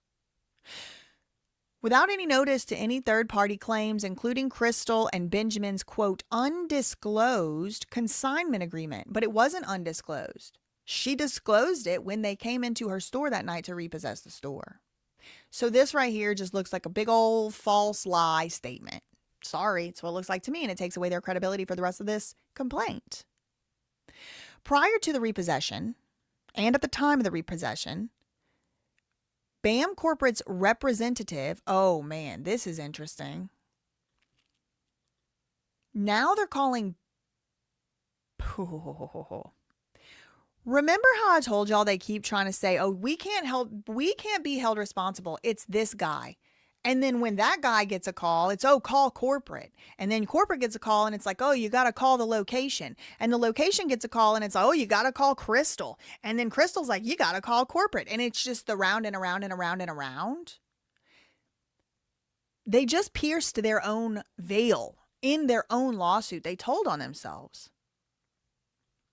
It says in one place, right, for example, the recent press release they put out, that they've parted ways with Joshua Johnson and Brandon Best, who were the local corporate franchise owners, right? These are the little guys. Oh, you got to call it corporate. But I've been telling y'all since yesterday, they are corporate. They are corporate. They are corporate. They're not just the little guy. They might have owned that store. They might still today, but they are corporate. You can't go, oh, call me. Okay, here I am. Oh, no, call the other me. Here I am. I mean, that's basically what they're doing. It's what it looks like to me. Because right here they're saying Brandon Best was a corporate representative. They say this in their own lawsuit. Prior to the time of repossession and at the time of repossession, at the time he was standing in that store, she told him, hey, the guy needs to be paid out on his tickets. Now, what if she weren't able to find that security footage? We would just have to take these liars' word for it, or what?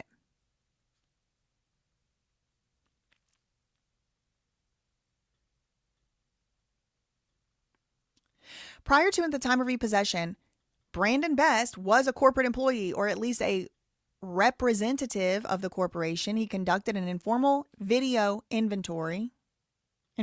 video inventory of the fixtures and inventory. While he did not locate or identify any product that was identified as consigned, it was like half the store apparently was consigned. He concluded the maximum value of any residual inventory was less than $38,000. That number, write it down in your notebook, is going to come back to bite them in the you-know-what. Less than $5,000 worth of Star Wars Lego products could be located and identified in the entire on-site inventory. Wow. Incident there too. Bricks and Minifigs corporate requested access to and copies of all relevant business records provided by Crystal. They claim Crystal and Benjamin, her husband, refused to provide these business records, which would include inventory reports, agreements, financial statements, etc. Okay. So here's the, hold on, let me,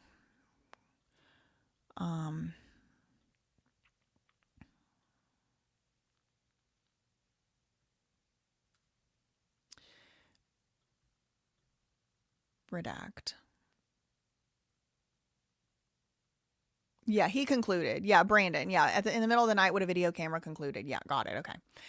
Okay, so then they get into talking a little bit about the consignment agreement itself, which did exist with Crystal and Brian Mansell. I want to put this date in my timeline as well. I'm kind of doing, like I said in the thumbnail, a live investigation. So November 23rd or 22nd rather, 2023, Crystal and Brian Mansell enter into consignment agreement. Okay. And they say, and this is again, Bricks and Minifigs Corporate is the one that filed this lawsuit. So did Amon and, his brother Matt or whatever. Okay. So upon information and belief during her tenure as a franchisee, on or about November 22nd, 2023, Crystal entered into an undisclosed and unauthorized private consignment agreement with Brian, or his aging father, Eric, allegedly relating to an inventory of alleged, look how much they say alleged. When they say undisclosed, unauthorized, they don't say alleged. When they say inventory of Lego collectible sets, they say alleged. Isn't that interesting? Allegedly relating to an alleged inventory of Lego collectible sets. A purported but unsigned written November 22nd, 2023 consignment agreement is attached as Exhibit A between Brian Mansell and Bricks and Minifigs, Salem Kaiser. Plaintiffs do not have a copy of a signed version, though Brian has alleged it was signed by Crystal and Brian. So they entered it. So I don't know if we have that contract or not moving forward. At that time, and until the present, which was just a few weeks ago, Bricks and Minifigs was not and never has been Bricks and Minifigs Salem Kaiser. Bricks and Minifigs Salem Kaiser is the name of the business, and they're just calling it Bricks, but specifically it's Bricks and Minifigs Salem/Kaiser. They said, we don't know nothing about that business. It's not the business she signed up for being a franchisee under. So we don't know what that is. So for that reason, she has to be personally held liable for the terms of the agreement. Importantly, this purported consignment agreement, if it was ever signed, in Section 5, Crystal agreed and warranted that she has purchased insurance sufficient to cover the loss or damage of the Star Wars Legos. You see, even in their own contracts, they say Legos. She agreed to store the Legos in a manner customary in the industry to prevent damage. She acknowledged that she would be responsible for shortages, losses, or damage to the Legos while in her control. So if she lost it because Bricks and Minifigs Corporate came in and stole it, she would be on the hook for it. Okay, so that's basically, what I'm seeing be argued here. It's just a hypothetical.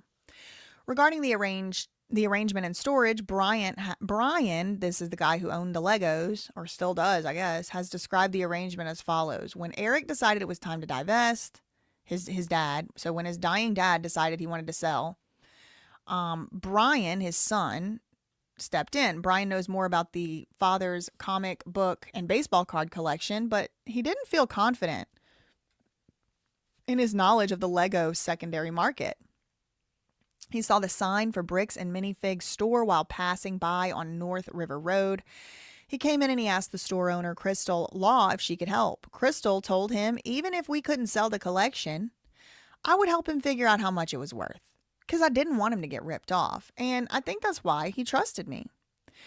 The entire collection will be sold through Crystal's store, but first they wanted to put it all on display so the public can see it in its entirety. The collection will be on display in the store's party room from 10 till 6, Saturday, November 11th. I guess this was in 2024. 11 to 6 on Sunday. The collection will be available for sale immediately, so the best time for pictures is going to be Saturday morning. The collection will not be stored on site after hours for security reasons, and after Sunday, the sets will be available for purchase, but will be stored elsewhere. Okay, so they're so valuable that they even advertise, don't come to our store trying to look for these because you ain't going to get them. Okay, help a fellow collector, 45 minutes, reference. Okay. So they also cite this transcript of another, I think these might have been the original YouTubers that were trying to expose this whole thing, 45-minute mark. Help a fellow collector, Bricks and Minifigs Kaiser on your bumper. This is referenced but not shown by Ben, Reckless Ben, on his part 1 YouTube video. It was posted on Facebook by Crystal. Notably, Crystal confirmed that the collection was not to be stored at the Salem LLC store. Interesting. This is interesting information I haven't heard before. That it was well known that Crystal didn't plan to store the collection at the store. Now, I do know Reckless Ben and Brian Mansell and the rest of them have come out and disclaimed this and said, yeah, it was at the store and they've seen pictures of it themselves or whatever. I don't know. I wouldn't even know what I was looking at, to be honest. Thank you so much to Coop and the gang for the $2 super chat. Police video. Josh said he worked for corporate. I don't remember his exact terms, so I don't want to misquote him, but he definitely did indicate that he was an employee of the corporate location. He said he worked at the corporate. Yeah, something like that. Thank you for the $5. Again, they went from 100 to 300 franchises in the last year. Seems this is their entire game plan. So disgusting. Also, the Legally Mine company they owned prior. Yeah, I have a whole section on my web about that with the dad. But yeah, it does seem like their business model is just kind of get the franchise fees, leave the little guy on the hook for things, and then just steal everything whenever they need to pull out. I mean, that's what it seems like to me. I'm not accusing anybody of a crime. Well, now it almost looks like they're claiming they don't even have it. They're like, oh, they don't even have it at this point. That wasn't even ever stored at the store. There was only $5,000 worth of stuff at the store.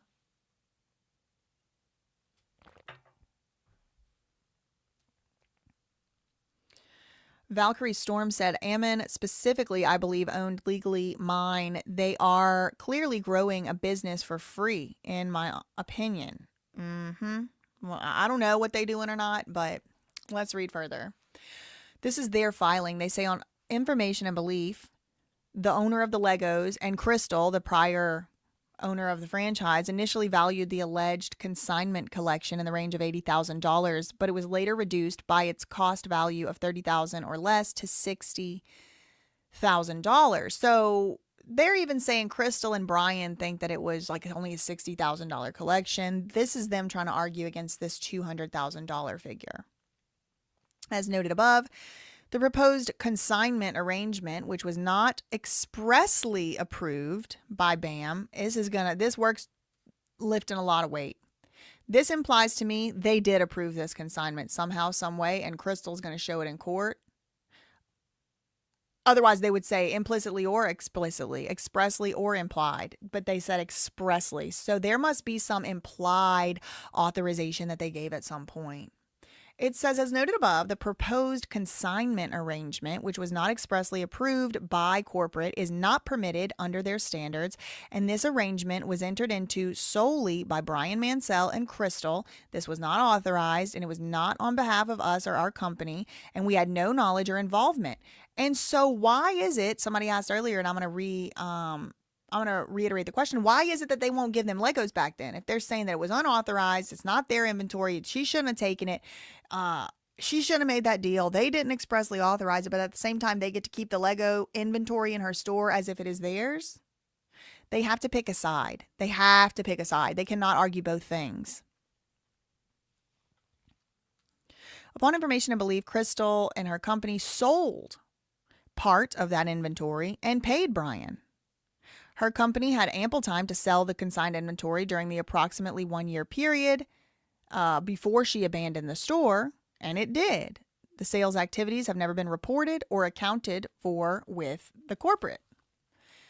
This is what they said a couple weeks ago. I think this may have actually changed by now. Crystal, they say, failed and refused to pay Brian some of his money back that may have been due to him under the consignment agreement. As noted, about a year after the consignment agreement was entered into, this would have been November 8th, 2024, Crystal informed corporate that her husband or her partner had accepted a job overseas and she was going to close the store. So let me put this in my calendar. In my timeline on the 8th, November 8th.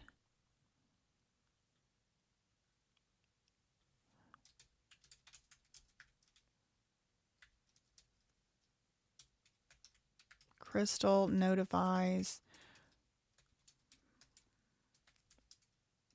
Bricks and Minifigs corporate of husband's job and will close store. Okay. Her partner had accepted employment overseas and she was going to close the store, and she thereafter abandoned the store in connection therewith. So again, the surveillance footage just doesn't agree. The surveillance footage clearly shows her being at the store, them coming in, saying, get out. BAM advised. Bricks and Minifigs corporate advised Crystal that a closure was not permitted. You're not allowed to close your store. For various reasons. She later was notified by corporate that corporate was going to repossess the store. Now, this is not what Crystal reports. What Crystal says is that Amon contacted her and said, we might have a buyer who might want to buy. And she was saying she was going to close it in 4 or 5 months. And it was only about a week after she said she was going to close it that they showed up and seized her store and her inventory and her property and everything else. But Crystal said she got a call that said, hey, somebody might want to buy your store. They're going to be coming by. And then when the guy came by, he was like, get out. So this is not what Crystal said. And we're going to have to see, what, the LLC shell game. And we're going to definitely be talking about that a lot more when we talk about Legally Mine. Okay, yes, we are. That's not going to be today. Thank you, Galaxies Clyde, being a member for 1 month. Off topic, your shirt details are so cute. I swear I'm paying attention. Oh, thank you so much. This is actually a gift. This is the second one of these shirts I've had. I had one in a large before, but it was just too big. So somebody found me one in a small, and it's actually got a zipper, but it looks like buttons. Anyway. Okay.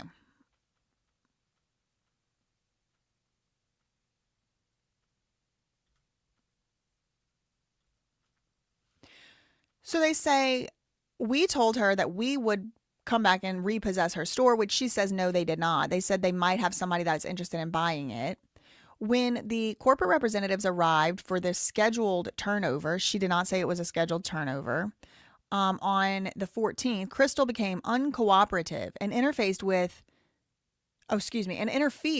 with the agreed smooth transition and refused to provide records, and she removed certain receipts, a high-value Boba Fett minifig, and possibly money in the safe, and this was over Brandon objecting. And remember, what actually was said by Josh to the cops was that Amon offered him to buy the store for whatever he could get it for, which means they needed to keep that high-value inventory in the store.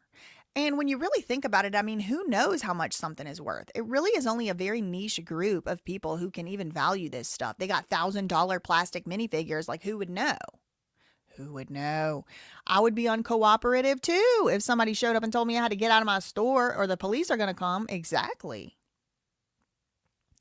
The lawyers seem to be projecting the points McNeff had in the first meeting Ben. It seems like they're projecting onto Ben what they actually doing. Rico, in my opinion. That's my opinion.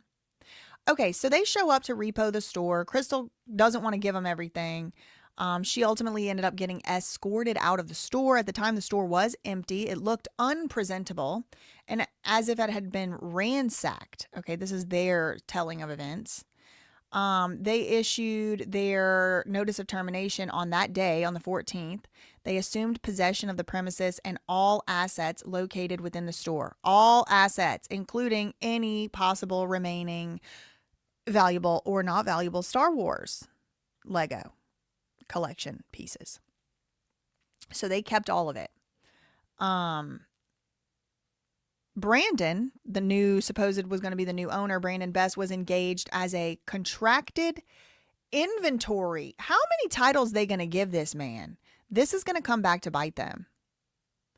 So not only was he a corporate representative, he's also the new store owner. Now they've done parted ways with him. And in their own lawsuit, they're saying that he was a contracted inventory inspector for Bricks and Minifigs. So he was supposed to inspect the inventory. He was requested to inspect and provide an inventory of the store at the time of repossession. After Brandon secured the location by kicking out Crystal, Josh, okay. Do you think it's weird? They're going by first names in here, almost like they're all just on this first name type of basis, not Josh Best, Mr. Best, Plaintiff Best. They're calling him Brandon, and they're not calling him Plaintiff Johnson or even Joshua. They're just going by Josh. Now, this is interesting right here, and I do want to put a red box. I'm going to start putting these boxes around where I think we might be looking at a discrepancy. I said red. Let's make it purple. I'll do red. Red seems like a discrepancy type of color. Okay. I think we have a discrepancy here based on what's being said in this filed under penalty of perjury lawsuit and what Josh himself told the cops. Y'all tell me if I'm tripping. It says on page 11, Brandon, that's Brandon Best, he was engaged as a contracted inventory inspector for Bricks and Minifigs, and he was requested to inspect an inventory, that store where the valuable Legos were at the time of repossession. After he, quote, secured the location, kicking Crystal out, and completed the inventory, it was then that Josh expressed to his former missionary partner, Amon, that he was interested in acquiring a franchise for the store location. So what they're leaving out is he already has a franchise. According to who, you might be wondering? Am I making this up? No. According to Josh himself. He told it to the cops. He told the cops He already is a co-owner with Brandon Best at the other Oregon store in Eugene. Then he walked it back. He said, "Oh, I don't know if I want to put that out." Well, baby, sweetie, honey, child, it's out. It's out. And then you know what is really egregious? That portion of the body cam was redacted audio. When this unredacted stuff came out, that's when we finally heard Josh telling the cops, or that one cop, he co-owns a store in Salem, Oregon already. Excuse me. He co-owns a store in Eugene, Oregon already with Brandon Best. So I feel like we need to take a trip over to the web real quick, because I know I'm throwing around a lot of names, but like it is egregious, and I think y'all need to see it with your own eyes. Okay.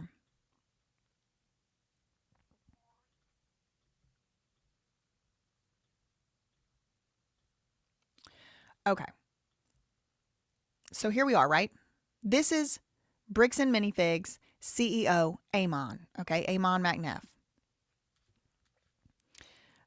This is Joshua Johnson. He's the corporate employee, also new owner. Okay. But remember this down here? Let me move it.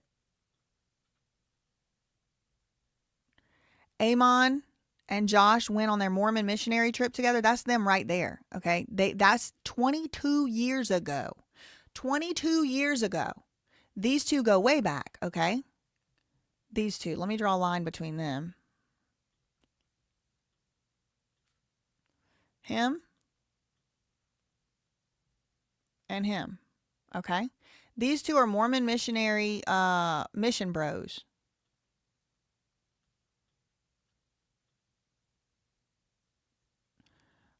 I get in the weeds on my little maps here, okay? But this is them right there, okay? Fishers of Men, Amon McNeff, Joshua Johnson, all right? Now, who else are we talking about? We talking about Brandon Best. I didn't put a picture of him in here yet. Let me just do this for now. I'll put an outline figurine of a man. This will be Brandon, okay? We'll call this Brandon right now, Brandon Best. That's Brandon. That's the CEO. Okay. So according to the lawsuit that we're reading right now against Reckless Ben, this guy Brandon Best, he was a contracted inventory inspector. All right. They say he was a contracted inventory inspector. This is Brandon Best. I'll update it to put a picture of him in my next one or whatever. Thank you so much, Victorine. She said, I am Mormon LDS, and this goes against everything we believe and teach. And I did see that he might have got removed from the High Council of the Mormons the other day. Yeah, you got a chart. Of course you got a chart. It's my channel. What y'all thought? You must be new. You must be new, Nemo. Welcome to it. Thank you so much to Dev for the $10 super chat. I really appreciate that. I really appreciate it. Thank you, thank you, thank you. I see X Incognito. Thank you so much for the $4.99 super chat. Incognito Bandito said, I see good men and women lawyers getting this out of the local levels and into the federal courts. I hope so. I hope so. Thank you for that super chat. Thank you to Andrew Lapensi. Andrew Lapensi? That's how you say that? For the $2 Canadian. Are you Acadian by chance? You're probably my cousin if so. Shout out to the Acadian diaspora, wherever in the world you may be. Are the original store owners Mormons, equal targeted? I don't know. I have no idea. Could be. That's another thing too that I did see the Last Relic guy saying, like, this couldn't possibly be some type of Mormon conspiracy because he's a Mormon and he was a victim, or he was victimized, he claims, by this same type of scheme. But that is kind of like confusing a sufficient and a necessary cause. It's also the part whole group analogy fallacy. So just because these particular Mormons would screw over other Mormons doesn't mean they can't still be helping out their own cause of helping out. Like, for example, what Last Relic said was he knows cops that aren't Mormons and he knows cops that are Mormons. And some of the cops he knows that are Mormons, they would never participate in this. That does not mean that the Mormons in this case are not working together because they go to church together. That's why I keep saying, obviously, it's not all Mormons. We just had somebody even say, look, this is not right. This is not right. So they were not Mormon, they saying, the former owners. They could have been, they could have not been. To me, it doesn't really matter if they were or were not for any other, reason. But if they were not, then yeah, maybe they could try and argue. But look, listen, this is what I wanted to try and tell y'all. I'm going to start putting these two. This is how I keep track of my stuff here. Let me show y'all how I do this. I'm feeling kind of rushed. I don't know if it's like me or y'all or what. I'm just feeling a little rushed. Like, do I need to rush? Is it something I have to do? I don't want to. I want to take my time. But I feel like people get bored or something. Okay, so here we are on the web, right? And I just decided to take this excerpt out of here that showed that Brandon secured the location incident to the termination. Oh, sorry, excuse me. Brandon Best, this is him right here, secured the location by kicking Crystal out of the store and completed the inventory. And at that point, after he did that, Josh expressed, okay, so Josh right here, who went on the Mormon missionary trip with Amon, expressed that he had an interest in buying the store. Now, don't you think it's interesting now that you've seen that? Now that you've seen that, put a 6 in the chat if you find it to be very interesting how they worded this lawsuit and they didn't bother mentioning that Josh already was a friend, a corporate employee, already had his own, what's it called? Not Salem, Eugene, Oregon located. They left all that out. They just acted in this lawsuit like Josh is just some innocent bystander who had no idea about any of this. He just might have wanted to buy a corporate franchise. Put a 6 in the chat. You find it weird.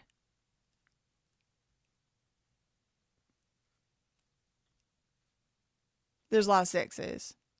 Notorious Nemo even put 3 6s in a row. Ooh, I rebuke. Is Brandon the one that stares and says nothing to Reckless Ben? Yes, that's him. That's him. Okay, so Brandon, even though he would eventually become the co-owner with Josh, at first he was just the inventory inspector. He inspected the inventory. He kicked Crystal out. He strong-armed her out of her own store, according to her. And then Josh, just random old Josh, just shows up and he expresses to his buddy old pal of 22 at least years at BAM Corporate that he was interested in acquiring a franchise for that store. So he wanted the store. Josh later inquired if Brandon would be interested in participating in such an acquisition, and they agreed to jointly do so, and it was not their first joint store. According to Josh himself, he told the police him and Brandon co-own a store in Oregon already. Josh was expecting, 4L Gorith W said, Josh was expecting to expand his control over 25 or 30 stores.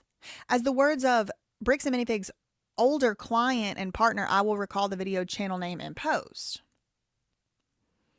Very interesting. Okay, so then Josh and Brandon, I might have been calling him Ben. Josh and Brandon Best decided to go in together on this store that they have now strong-armed out from under Crystal, who was going to abandon the store in 5 months, but decided to just kick her out of the store, or else they were going to call the police. Okay, got it. They believed they could purchase the assets free and clear, assume the lease from the corporate, and infuse new inventory into the run-down location. Okay, so see, they're acting like this location was so run down, even though it had the biggest Star Wars Lego collection in it of any of the other 300 stores, and make it successful after Crystal had run it into the ground. Okay, so this is their version of the story. Okay, so then they talk about their repossession. Following the termination and repossession of the store, the corporate acquired the store's asset as a purchaser for value without actual or constructive notice of any actual third-party right, claim, lien. As Crystal and her husband purported an as Crystal's purported and undisclosed consignment arrangement. Why do they keep saying consignment arrangement instead of consignment agreement when they already defined the term? It is very confusing. It was never disclosed to or approved by BAM. This is not true. It was disclosed. We saw it on camera, and it makes me wonder if everything else in this filing is a lie too. Okay, on or about the first quarter of 2025, Josh and Brandon agreed to clean up, manage, and operate the BAM repossessed store in Salem. And they already had one in Eugene, Oregon, remember? That's what Josh told the cops. This was the one in Salem was sold, transferred to their business, owned by Josh and Brandon. I do have the corporate documents for that. I do have the corporate documents for that entity as well. These parties did so without knowledge of the consignment claim. Not true. Baker Salem's bona fide acquisition in the first quarter of 2025. Corporate completed the sale to Baker Salem, Josh, and Brandon, who became new franchisees, even though they already were franchisees together in another store in Oregon. Do you see, put a 6 again, y'all. Do you find this to be weird how they're putting this like as if these are just new franchisees that didn't already work with and for corporate and didn't already own franchises? So in 2025, they entered into a franchise agreement, Josh and Brandon Best. Okay. These are two of the ones who's now suing Reckless Ben. On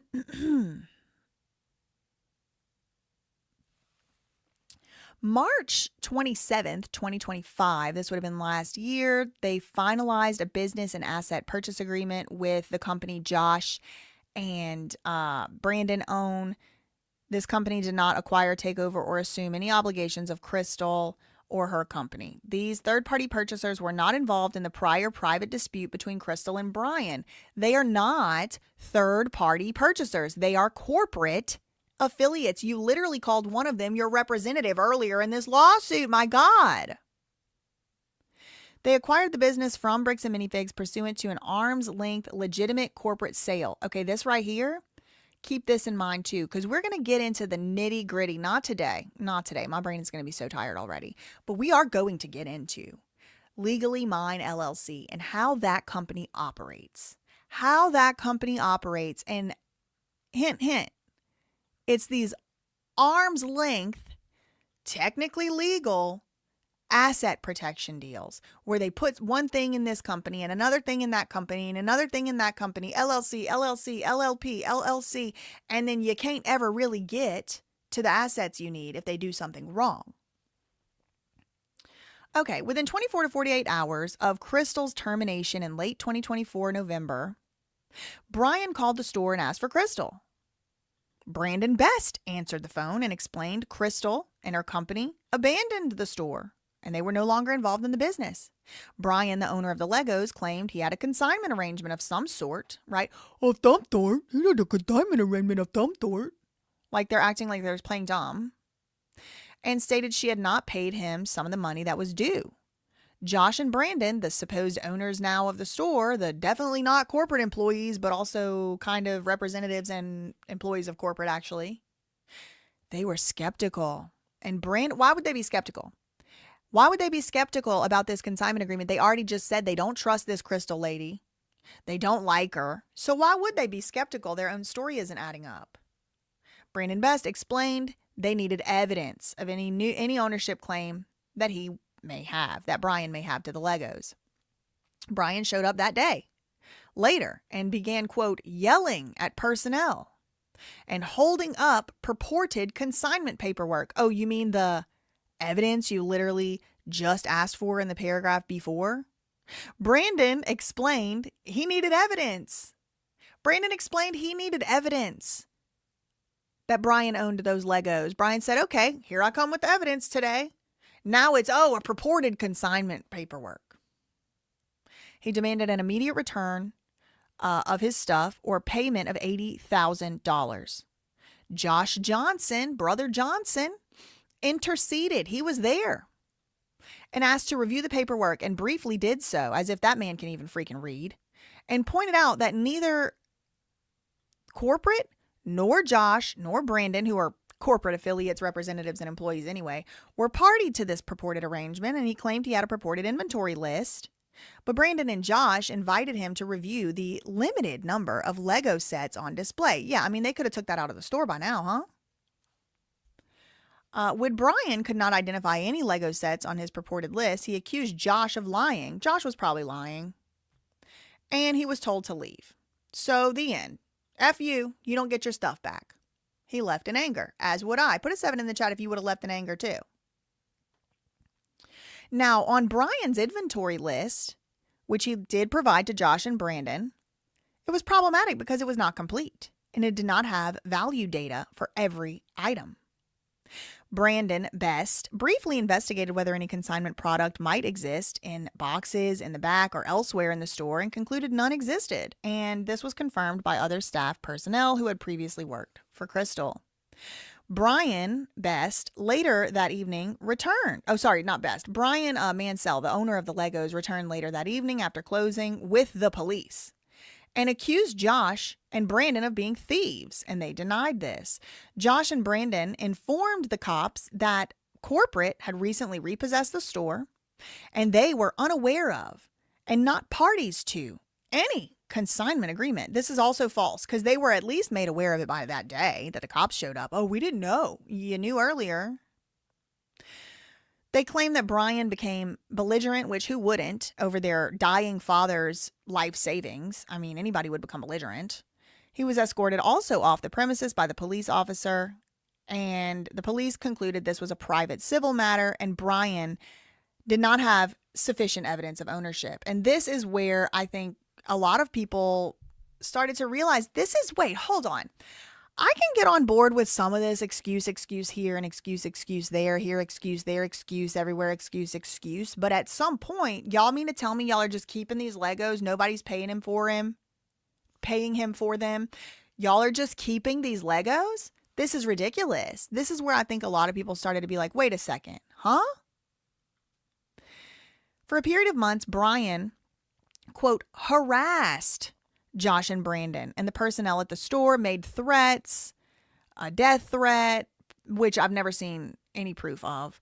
He called the police and lodged. So he's not allowed to threat, but he's also not allowed to call the cops, I guess. So which one's he supposed to do? Just sit there and eat his food and you let y'all run away into the sunset with his $80,000, $100,000, $200,000 Lego set? He incited others to negatively post online comments. I mean, can we get this? Is this what happens when men stop having a hunt for their food? That there's just little bitches. They're just so chicken shit they can't even handle a negative comment online. Bitch, if you want to own a business, you got to start to grow a tougher skin. Is this what happens when men don't have to hunt for their food no more? I think we should go back to men have to hunt for their food, okay? Because this is too much. Thanks so much to Kel on Earth for the $2 super chat. Take your time. I love a comprehensive investigation. Thank you to Player Profit for the $5 Canadian super chat. In my minimal legal experience, it's very easy to keep details like this from your lawyer. These lawyers might be in for a surprise. Thank you, Incognito, for the $4.99. 11/14/24 took it, but then didn't own it legally till 2025. So who was the legal owner for that gap? That's what I want to know. Thank you for that $4.99. Same false allegations at Brian that they're now saying about Ben. Exactly. These are people who are used to having it in their own way in a huge box. Yup.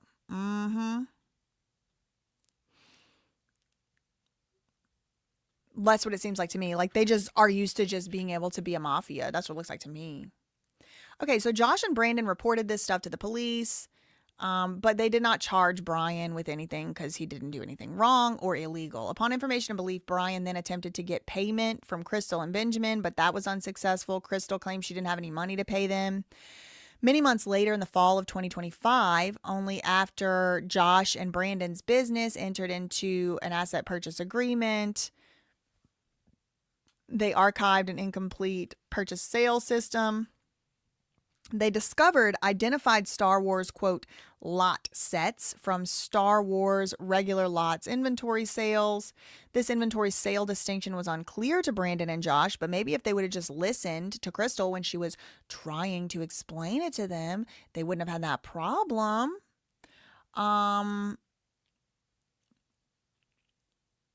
Much later, in 2026, yeah, I wonder why they discovered this in 2026, because they knew they were about to have to say some stuff in court.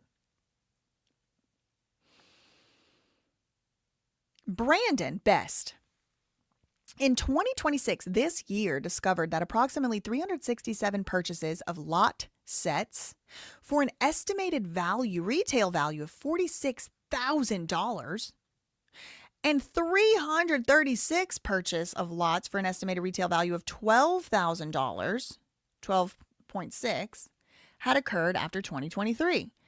Brandon could still not, however, confirm the specific products sold and whether they had been from consignments or not. A copy of this informal audit and recent discovery, including the purported inventory list, is attached as Exhibit B. Upon information and belief, as illustrated in Exhibit B, Josh Johnson and Brandon Best's informal audit and recent discovery that y'all went out of your way not to learn from Crystal when y'all were having her kicked out the store, show that Star Wars products similar to those same sets allegedly consigned by Brian were virtually all sold prior to December 2024 by Crystal. Very few of the alleged consigned product existed after, and Crystal had sold almost all of it. To the extent she effectuated these sales, it appears she may not have compensated Brian. So they're basically saying, look, she sold all that stuff and she didn't pay Brian. Moving on. Okay. So here comes the RICO. Okay, we're 2 hours in and we're finally to the RICO. Conspiracy and formation of an enterprise to engage in unlawful activities. Upon information and belief, though they had no legitimate legal recourse upon which to file a claim, Crystal, her husband, and Brian Mansell all conspired to threaten, intimidate, extort, and defraud the BAM corporate and the BAM people in any way possible, as detailed within, including the formation of an enterprise to engage in wrongful activities. As an initial step, they sent a demand letter. Okay, a legal demand letter is not unlawful activities, you stupid ass. Okay, but I do want to put that in my timeline over there. December 24th, so Christmas Eve, they were not playing. Christmas Eve 2024, cease and desist, or actually a demand letter.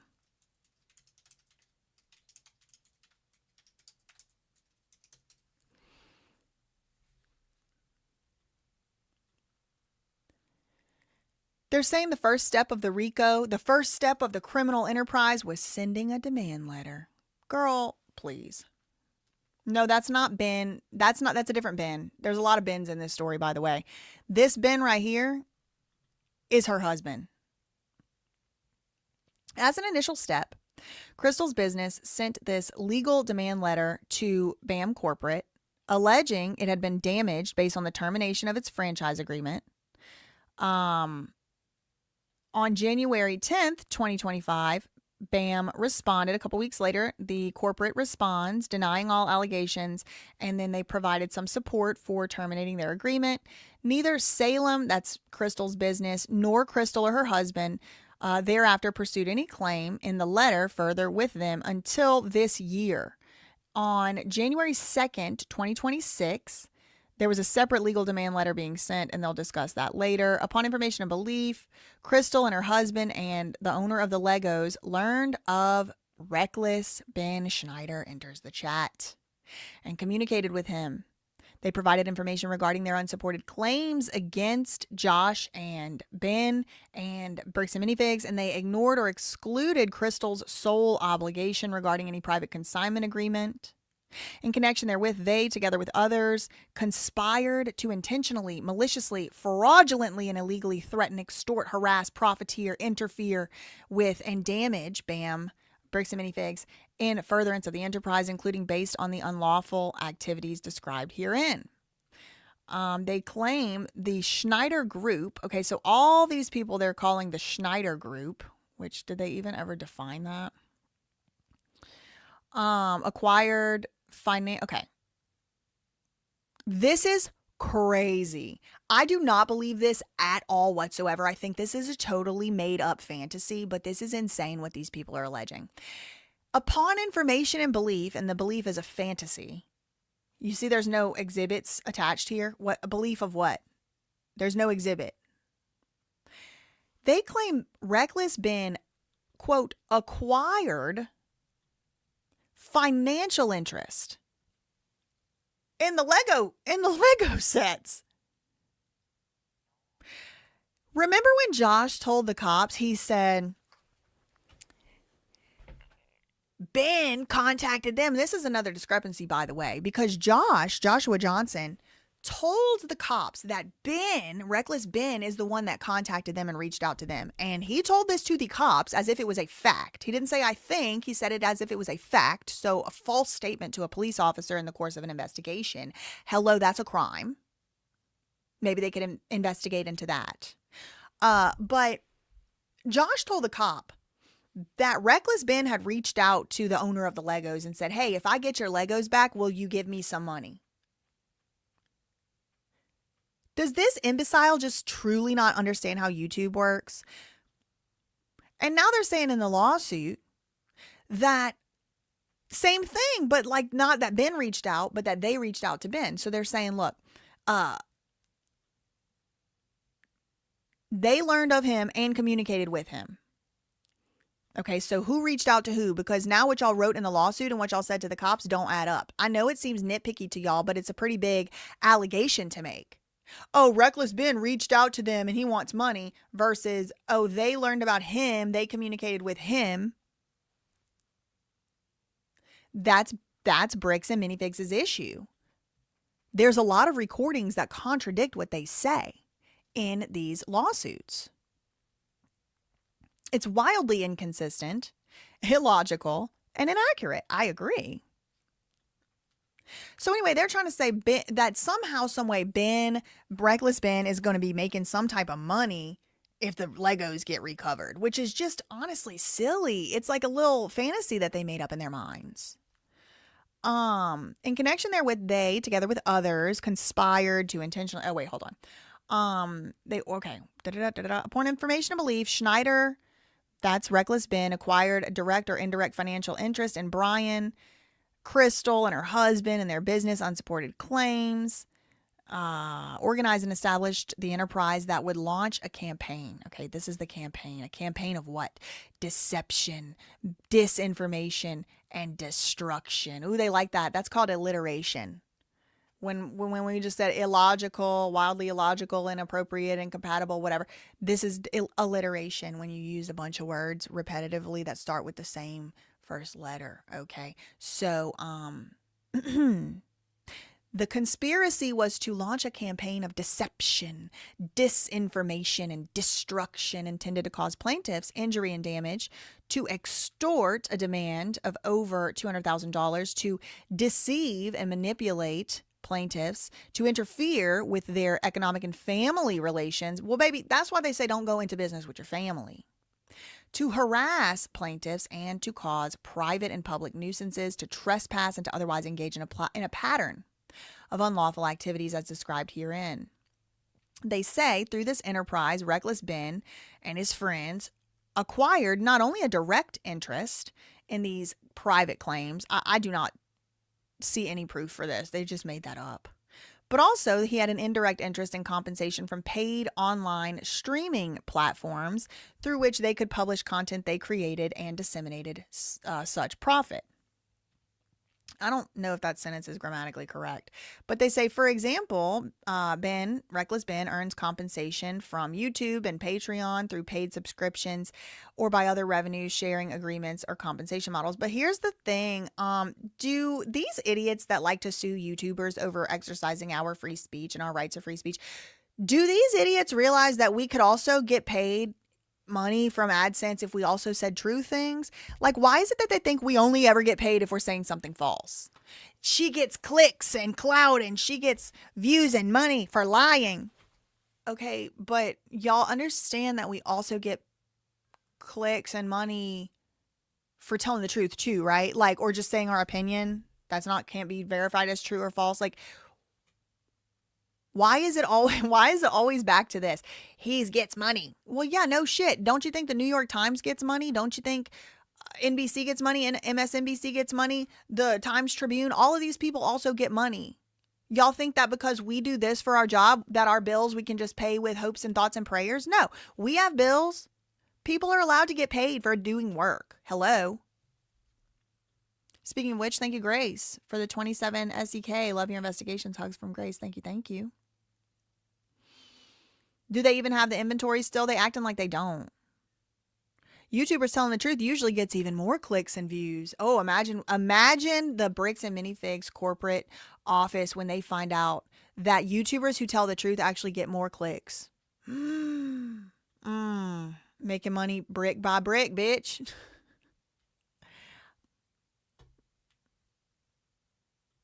Okay. So they have received substantial compensation as a result of the unlawful operations and foregoing enterprise. So then they go on. They engage in multiple episodes of unlawful activities, commencing after Baker Salem began operations. So after Josh and Brandon strong-armed their way, like the beasts that they appear to be, into being the owners of this new store, or new owners of this existing store, Reckless Ben, with the support of the Lego's owner and the prior owner of the store, Crystal, waged a, quote, malicious and intentional campaign of extortion, destruction, through independent episodes of unlawful activities against plaintiffs. Such included periodic harassment through phone calls, numerous disruptive store or office visits, repeated instances of trespass, deceptively staged events like a disingenuous coronation. That was the Lego Queen. A rally, a raffle, a storefront table promotion, a fictitious Lego Club rally, a manufactured and frivolous complaint to police, private and public nuisances, threatening phone calls, numerous deceptive live and telephone impersonations, in-person and remote threats via proxies, frivolous sham lawsuits, kind of like the one I'm reading right now, I think. Issuing the publications of defamatory and disparaging images and content, all in furtherance of the enterprise. I just want to make it very clear one more time. I don't know these people, never spoke to these people, and have no plans to speak to these people. Nobody sent me a message and told me what to do, and I ain't in no group chats. I'm doing this because I feel like it. In a YouTube video with the false and defamatory byline, I tracked down the thief who stole $200,000 worth of Legos, posted on May 21st, 2026. It has over 1.3 million views. Ooh, girl, it's got over 5 now. I bet y'all wish y'all would have gone ahead and settled this now. The following representative images and content evidence aspects of their conspiracy and intention. Brian right here and Schneider right here admitting we have to do something illegal. That's one of the things that I said they should not have said. They shouldn't have said that. I said it. I said this is going in a lawsuit. I tracked down the thief who stole $200,000. I feel like this is racist. They picked the one screenshot where there was a black guy and put it in the court filing. Upon information and belief, and despite no legal right to do so, this RICO conspiracy conspired to engage in a pattern of staged and independent actions to harass, intimidate, interfere with, disparage, defame, extort, misrepresent, falsely portray, and damage Josh Johnson and Brandon Best, as well as their business that they had strong-armed out from under Crystal. They also wanted to go against the corporate BAM franchise, other BAM franchisees in a variety of ways. Evidence of their ongoing conspiracy and illegal actions and or misconduct are depicted in the following video. This is all from part 1 video. So they list a few different things. In this part 1 video, and in other publications that all began in early 2025 and continuing to the day today, was it 2025 or 2026?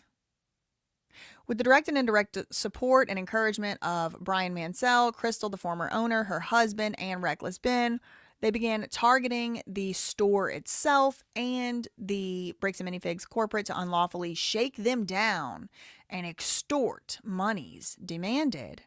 These targeted activities were directed at Bricks and Minifigs plaintiffs and included the following distinct actions: appearing in person and confronting and harassing staff, encouraging third parties to harass employees, which I would never do. Please do not contact or send hate to anybody mentioned in my videos. That don't do it. Allegedly, they facilitated threats towards staff, obtained signatures under false pretenses. They did do that. They would have somebody thinking they were signing one thing, but they were signing something else. Deceptively distributing counterfeit raffle gift certificates and attempting to collect. Repeatedly trespassing, staging protests, which is a First Amendment right. They can stage protests. Y'all should have backspaced that off. Defacing property, defaming and disparaging plaintiffs, threatening destruction, injury, and damage to plaintiffs, issuing circulated dozens to hundreds of fraudulent certificates, placing plaintiffs in a false light, publishing defamatory statements, and other unlawful activity as detailed in part below. Okay, so we already watched the part 1. 2 days later, May 23rd, 2026, so this is just a few weeks ago, Reckless Ben released his so-called YouTube response, okay? He, quote, recklessly dismissed BAM's clarification regarding the private consignment arrangement. He doubled down on his false narrative, saying there's no reason for these Legos to be in their store. They didn't pay for them. I actually agree. If they didn't pay for something, it shouldn't be in their store. Or if they didn't rightfully come by it. This demonstrates his willful disregard for the legal realities explained in BAM's response. And this is like, y'all, please. I feel like I'm having deja vu. This is like very similar to what was filed against me, which I ended up winning. It got dismissed 3 different times. It's now in appeals. It's about to get dismissed again. But it's like, because we don't want to take your stupid crackpot legal theory for fact when you provided no real good evidence. Then going further and still disagreeing with you is then willful disregard for the legal reality. No, bitch, I just don't agree with you. I see what you're saying, but I don't agree. People are allowed to not agree and not be sued for defamation. I swear, I hope he sues them so hard with an anti-slap lawsuit their freaking heads spin.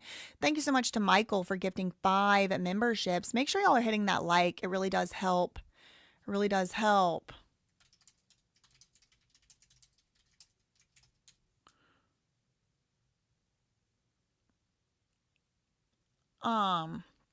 Sorry, I needed to send a text message. Okay. Yeah, it is the same judge from the Charlie Kirk situation. Yeah, we talked about that earlier. Okay, so just because he didn't want to buy their BS narrative, I'm starting to try and be more like my Mormon cousins over there, the real Mormons, the good Mormons, how they don't be saying curse words. It's so cute. They say like darn and dang. I'm trying to be like y'all now. It's kind of cute. It's charming. Okay, but sometimes it's going to be slipping out. I'm from Louisiana at the end of the day, okay, and not the kinds where they were proselytizing to the Mormons, okay, no. They didn't come by my door. Actually, they did. My granny is Pentecostal, and in South Louisiana, she kind of like adopted these Mormon missionaries. Not really adopted, but like they would come to her house all the time, and they knew that they were not going to convert her. But they would like hang out and play games, and like she would feed them and stuff, and she would like actually end up trying to convert them to being Pentecostal, which I'm also not Pentecostal either. Anyway, that was a little, yeah, bless their heart. And that was a little side story. Okay.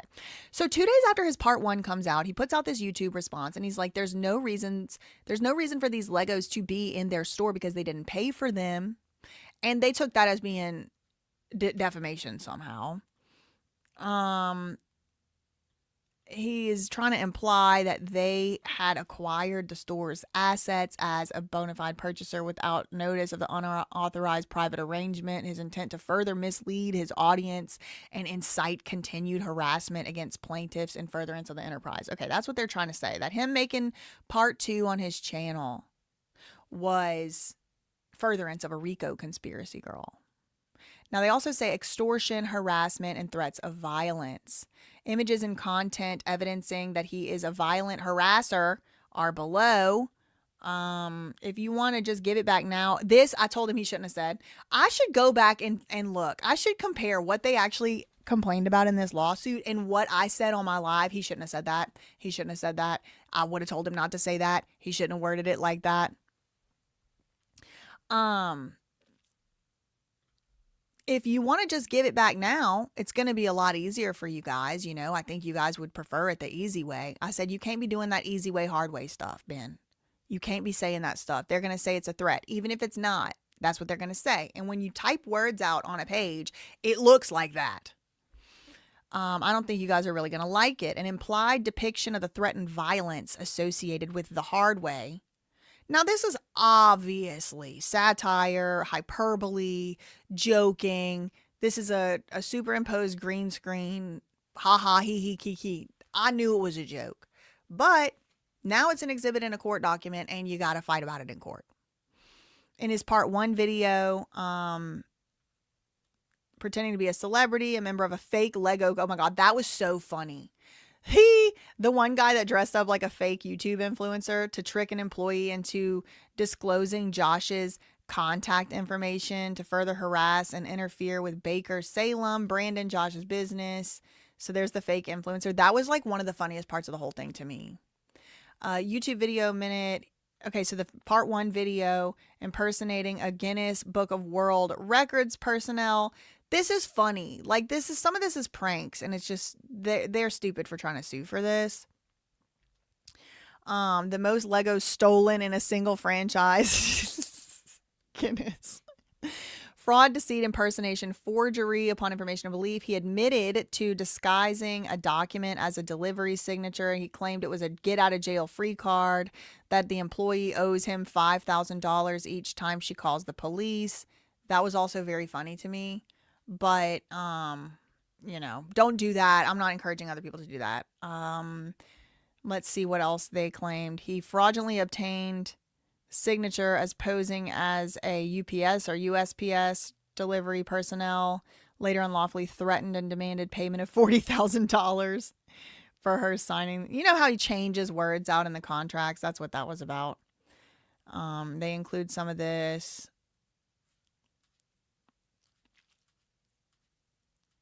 Okay, the fake delivery. I got a delivery.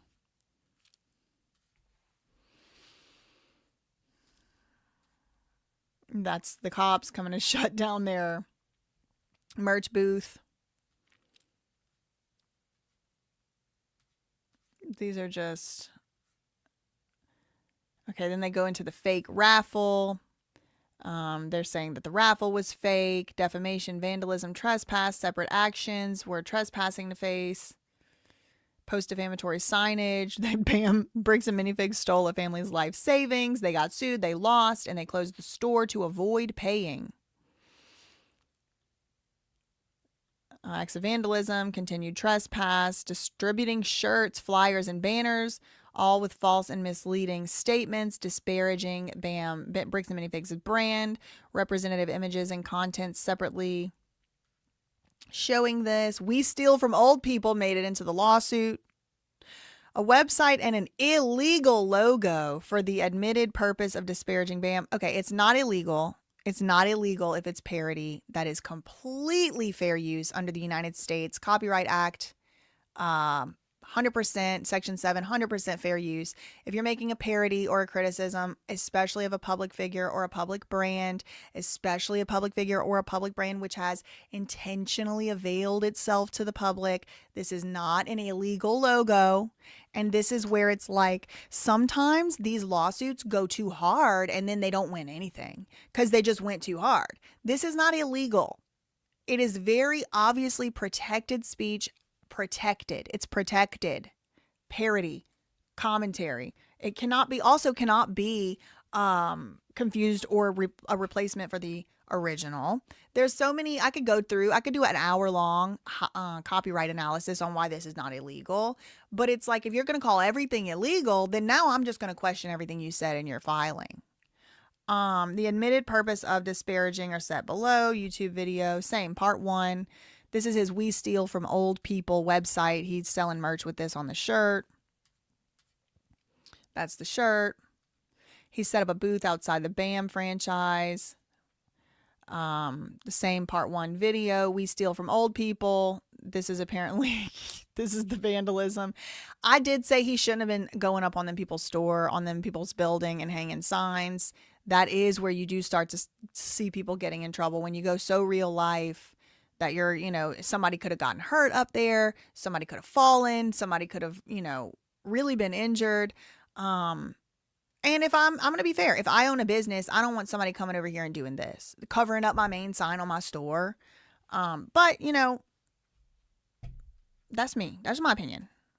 Okay, so there's the different pictures. What's going on inside is so disgusting. It's going to make you want to throw up. This was a throw up bag. Same part 1 video.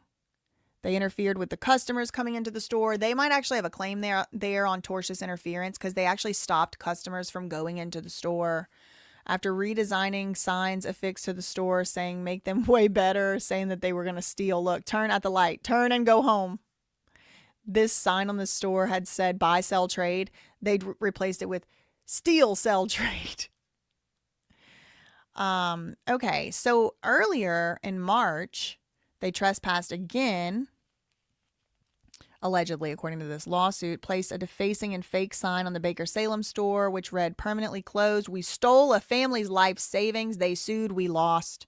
This was vandalism. I don't think this is vandalism. I have had a chance to take a look at the vandalism statute, and I don't think it's vandalism. I think vandalism, you have to permanently damage the building, like, or the sign itself. You have to permanently damage something. So I don't think this actually is, vandalism. That's my understanding of the statute. I don't know. You know, I could be wrong. Okay, I do want to save this number right here, case number.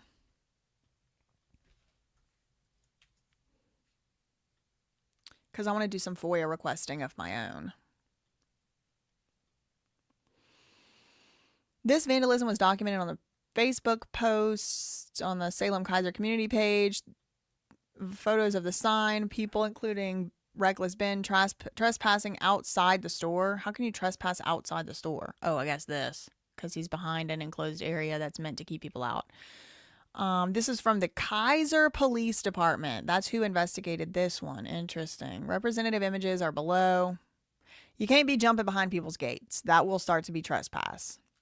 In my opinion. That's not legal advice. Okay, then they go into obstruction of justice. While engaging in their ongoing trespass, Reckless Ben and his friends employed, quote, deceptive tactics to evade police investigation and to obstruct justice. Representative images and content evidencing Schneider and Schneider Group members' acts of deceptive tactics are set forth below. Oh, wait, they might actually have a point on this one. There was another Ben that showed up in the same clothes. Remember the other Ben, the like, stuntman Ben or whatever? He dressed just like him and ran away to evade identification by law enforcement and avoid being arrested for trespass. Ooh, Lord. And then they profited off the Bricks and Minifigs parody stuff. Again, I already said that is obviously not, that's obviously protected. It's not illegal. He can profit off of parody stuff if he wants to. Okay. So then we get into this supposed settlement proposal. Okay, settlement proposal that was supposedly rejected. In late 2025, so the end of last year, based on co-defendants' quote, ongoing harassment, Brandon Best and Josh Johnson further investigated the inventory of the store. They still could not reliably identify any product that appeared to belong to Brian. They located a few Star Wars Lego sets in a back office in a locked cupboard. I want them fingerprinted. Approximately 20. That's not a few. 20 freaking Lego sets is a lot. As a precaution only, but still without any knowledge that Brian had in fact had any right to them, they directed that such not be sold from the inventory, and they remain locked up pending completion of an ongoing investigation and receipt of reliable evidence of ownership and other conditions. On or about December 3rd, just about 6 months ago, 2025, in a text exchange between Josh Johnson, the crybaby who went on the mission with Amon, and Brian, the one whose dad owns the Legos. Now, this is apparently was a a call that was orchestrated by Reckless Ben. But there was a call in December between Josh, the new owner of the store / corporate employee and all that, and the owner of the Legos. And after sustaining incredible business disruption and harm, Josh discussed a possible settlement scenario, and he discussed this under economic duress.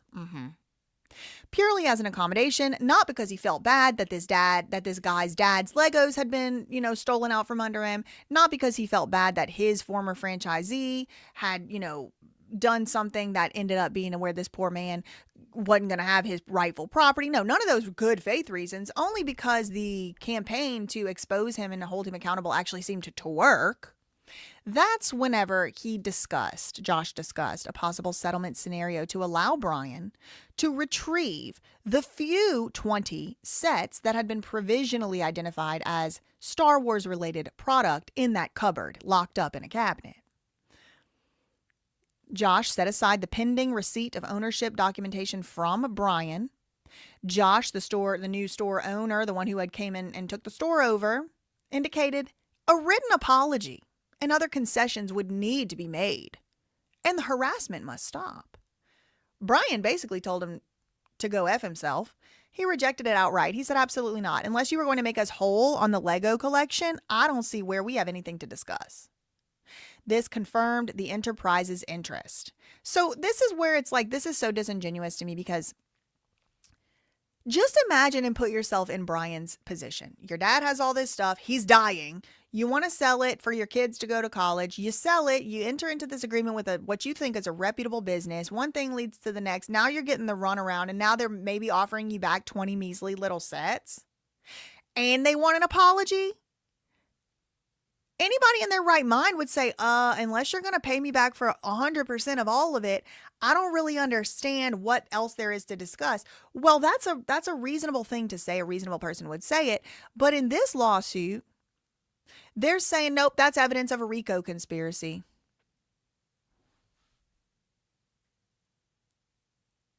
It's a bit far-fetched. I'll say that. Referring to the sets he had identified, Josh said, well, we can give you what was left when Crystal left. We aren't responsible for what she sold the 2 years y'all were working together. If you want what she left, let me know. Brian was like, no.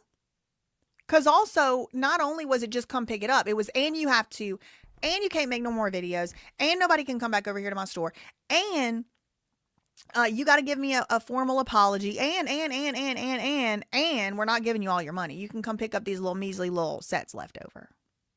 Girl, please. Extortion, harassment, threats of violence. On or about December 11th, 2025, a member of Reckless Ben's group admitted to and or revealed that he conspired with unlawful actions to a BAM employee, Adam Brimhall. Wait, he's on my list. Why do I have him on my list? Hold on.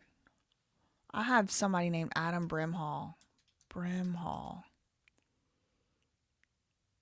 Oh, Reed Brimhall. Reed. Okay, so keep this guy's name, the last name in mind. We might have another family situation here. There's a Reed Brimhall who's going to become important as we continue on with this multiple day long investigation, who nobody asked me to do except, maybe some comments or whatever, but that I'm doing on my own free will. And obviously I even do criticize Ben from time to time and say, oh, he shouldn't have did that, or I would have told him not to do that, or maybe they have a strong claim there. On or about 6 months ago, December 11, 2025, a member of Schneider's Reckless Ben's group conspired and or revealed conspired unlawful actions. This is not a complete sentence. To a BAM employee who is a man by the name of Adam Brimhall. They said that they had already taken these actions, and regarding planned future harassment, extortion, interference, and vandalization of BAM. Now, this was from December, and this is Provo Police Department, and then this is marked as case number 25 PR 26279, and I want to take a picture of that too because I want to do some FOIA requesting. Just need to take my screenshot here. And this was reported to the Provo Police Department. That same month, December 2025, Reckless Ben and an associate entered on the corporate offices in Utah. See, this entered and unlawfully remained is not true. He was invited there. He was actually instructed to go talk to corporate, which he did do. When directed, they refused to leave, which was effectively trespassing.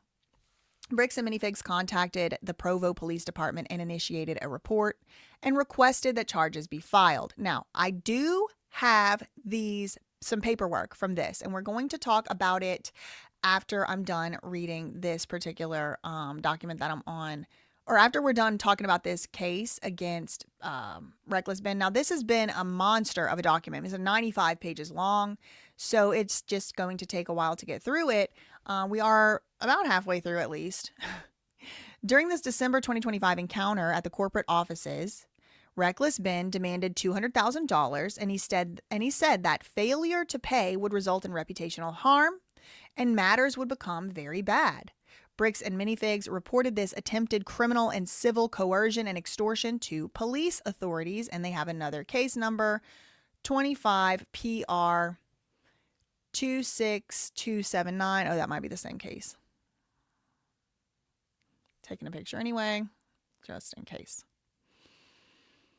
Shortly after Reckless Ben's 2025 corporate office incident, and that's where Ammon said, never happened, that didn't happen, and all of that, Crystal sued, right? So right after this 2025, this Christmas time situation at the BAM corporate offices, Crystal herself, the former franchise owner, initiated her own lawsuit or a legal demand letter through a new Utah lawyer after waiting about 13 months, whereby she reasserted her previous unsupported demand claims.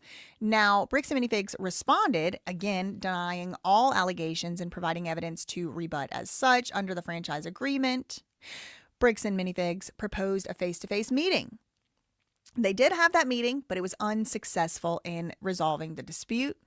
In connection with Bricks and Minifigs proposed Bricks and Minifigs proposed a full document exchange. Crystal and her lawyer refused to give any further records, including a signed copy of that agreement she supposedly entered into with the Lego guy. Crystal left the country.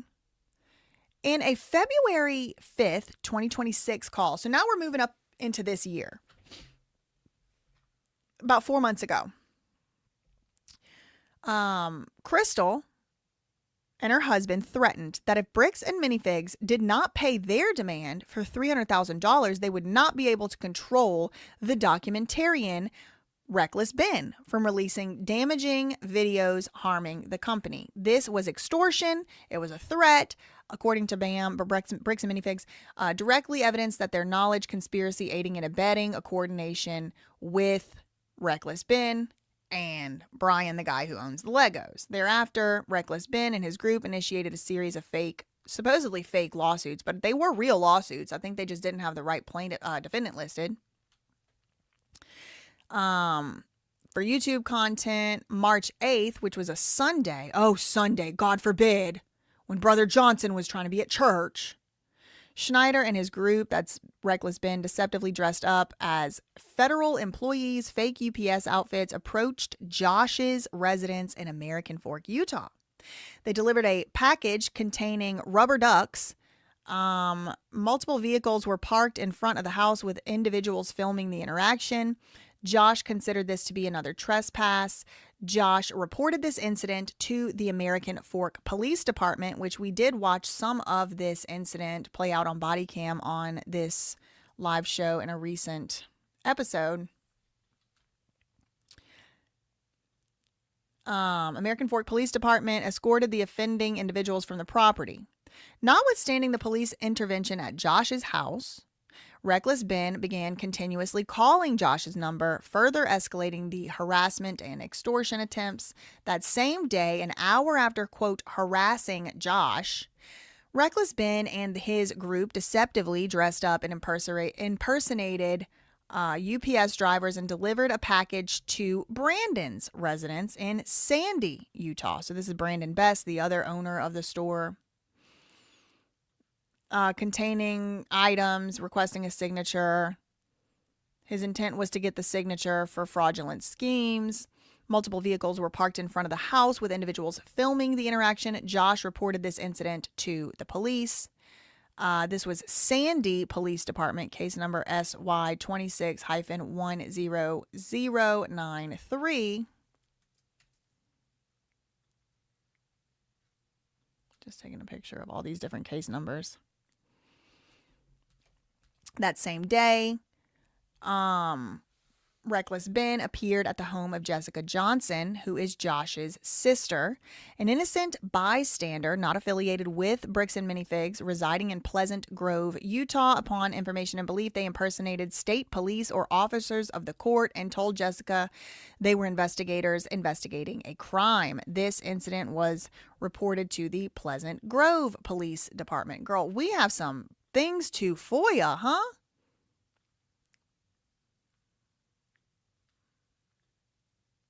They're happy to call the police. My God, they love calling the cops.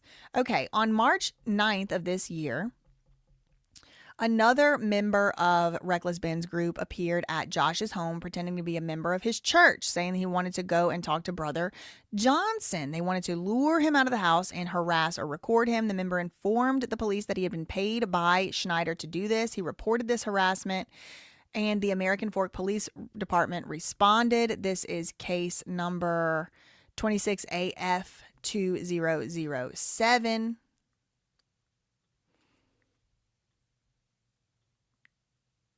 The next day, March 10th, Reckless Ben and a team member visited Josh's house to further harass and engage in content creation. Now, what Reckless Ben says is that he was over there to deliver court papers, and if this man would have just took the court papers, then he wouldn't have had any reason to come back to his house. And I think that's a very strong and compelling argument, and that's exactly what the cops told Josh. If he's saying he's here to hand deliver some court documents, I mean, maybe he shouldn't be here, but like, you do need to take the document. He wouldn't take it. Schneider was arrested on residential picketing charges. So finally he got arrested for residential picketing, which is a misdemeanor. I don't know why you would be arrested for that.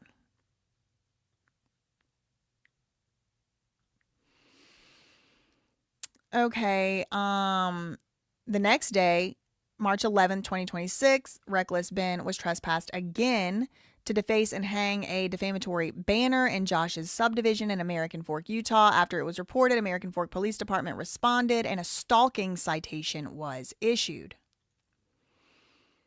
Schneider and 4 others were arrested on stalking charges, booked into the county jail, and released on bail. I thought that they were arrested after an unlawful raid of their house, but okay. On that same day, the 11th, his Schneider, that's Reckless Ben, and his team made an appearance at the Bricks and Minifigs in Orem, Utah, where he disparaged and defamed. The cops came on the 13th of March. This is the Saturday. Reckless Ben went to another Bricks and Minifigs, began filming people and demanding statements and explanations from the owner and employees. This was reported to the South Jordan Police Department. That same day, Bricks and Minifigs issued a formal written notice of trespass, harassment, prohibition respecting any and all BAM franchise locations. During the ongoing spring 2026 incidents, state law enforcement officers attempted to coordinate across state jurisdictions. On or about March 27th, 2026, Reckless Ben was scheduled to appear before the court regarding the stalking matters. He failed to appear. A warrant was then issued for his arrest.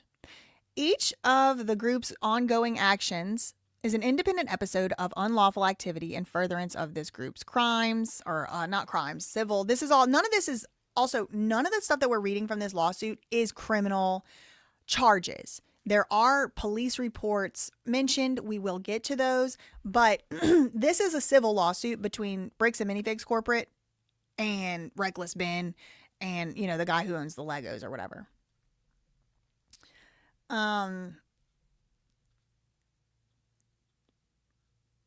Crystal, they're looping in Crystal to this. So you can't even do an interview without getting called in. Okay, you can't even do an interview. GoFundMe, oh, they're pissed about this. They're pissed about this. Oh my God, they're mad about this. They want this GoFundMe money for their own greedy little selves. As recently as this past week, Crystal set up a GoFundMe using the viral hashtag #RecklessBen, among others, saying, "So my face has gone a little bit viral.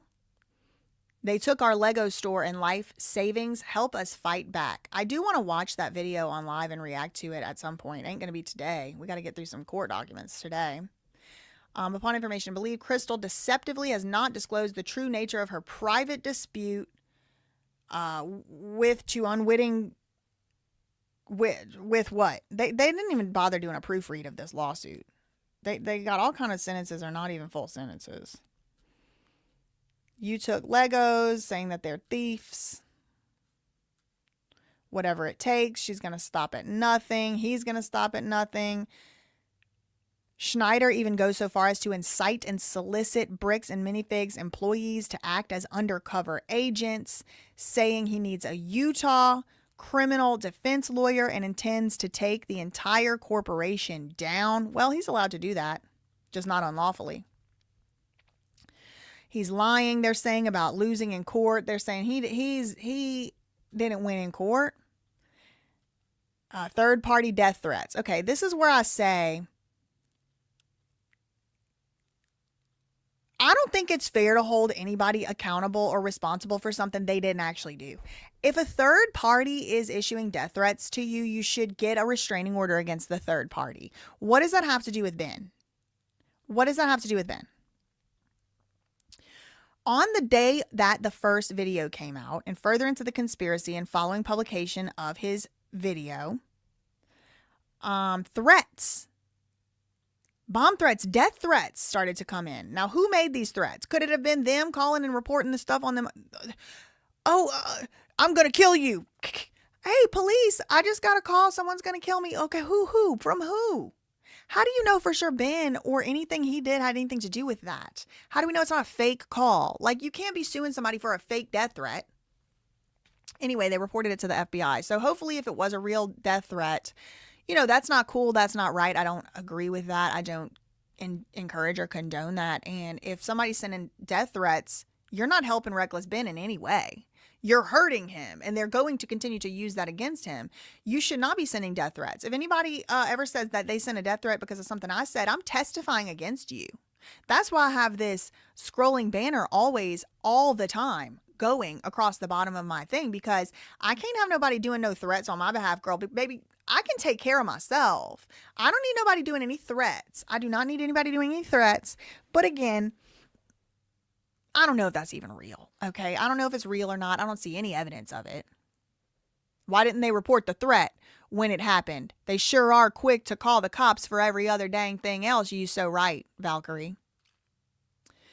Okay, so here's an example. Following the publication of part 1, Bricks and Minifigs received the following, quote, threatening email from beep yourselves at youclowns.com. Saying, I got a corporation with Frenchies, and our specialty is messing your beep right up. Would be a shame if you beep got a visit from one of my Frenchies owners because I just can control what they do on the Frenchies level. I heard they leave the place quite messy. Hope your beep CEO, Amon, is a strong boy. This seems like something they wrote themselves. I'm sorry, I'm saying it. This seems like something they wrote themselves. Immediately following the publication, Bricks and Minifigs received other emails. I'll be mailing you guys some explosive Lego sets. Oh, perfect. Just perfect for use right in this lawsuit, too. Did Ben send this? No. So why are we having to talk about it? This threat, and also, if anyone did send this, shame on you. But I don't think I think they literally manufactured this as fake evidence. I really, truly do. That's my opinion. That's my belief. Super hot items about to go boom. Your CEO has 2 days to step down before random stores gonna get fun packages. You've been warned. Expletives. I don't believe this is real. I think they sent it to themselves. That's my opinion. These threats and ongoing harassment have caused immediate and irreparable harm to plaintiffs. Continues to experience it. Monetary damages alone cannot remedy bomb death and other threats. Schneider's false statements constitute defamation per se. The false and defamatory statements about us being thieves who steal from old people were published with knowledge of their falsity. That's going to be hard to prove. That actual malice standard is going to be extremely hard to prove for Bricks and Minifigs. Trespassing, stalking, we steal from old people. Co-defendants' misconduct has presented them in a false light. Harassment, nuisance, private and public, fake raffle. Whew, it don't look good. So what are the actual causes of action? RICO, Utah RICO. They're claiming that this was an organized group created to become an enterprise within the meaning of Utah Code as a group of individuals associated in fact for the common purpose of conducting the pattern of the unlawful activity. Okay, so that word is going to have to do the most heavy lifting in this whole entire lawsuit because it is not against the law and it is not against RICO for a group of people to come together to do something legal. Come together, plan a party, come together and plan even a PR campaign. That's legal. There's nothing wrong with that. They're going to have to show that the activity that Crystal and Ben and the husband and Brian all came together to do something unlawful. And that's going to be very difficult. Defamation, theft by deception, theft by extortion, communications fraud, stealing from old people. I mean, they threw the book. They went full GPT on this one. Now, they do have a really fancy law firm, Denton's, permanently closed. We stole a family's life savings. So this is all still under the RICO. What are the next causes of action? Defamation. So RICO, defamation again. Injurious falsehood, which is pretty much defamation toward a business.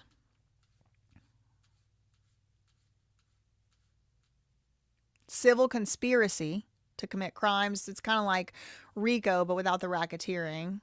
Tortious interference with a business. I've been sued for that as well. And won. Oh, I won. Civil stalking. So not a criminal statute, but civil. Nuisance. Trespass, intentional infliction of emotional distress. They might actually be able to have a shot at that one. Unjust enrichment, accounting and disgorgement of profits. Okay, I think this is where they want to get the money. So if anybody buys any shirts or any donations or any Patreon, this, that, the other, I think they want the money from it.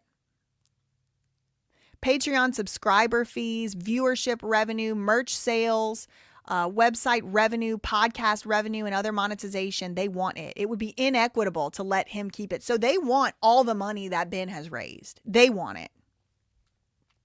They are entitled, they claim, to reimbursement of amounts by which Reckless Ben and crew were unjustly enriched based on a requested complete accounting from co-defendants of all profits, revenues, income, other benefits derived from their campaign during the time frame of November to date, including, this is what they want. This is the money that they want from Ben.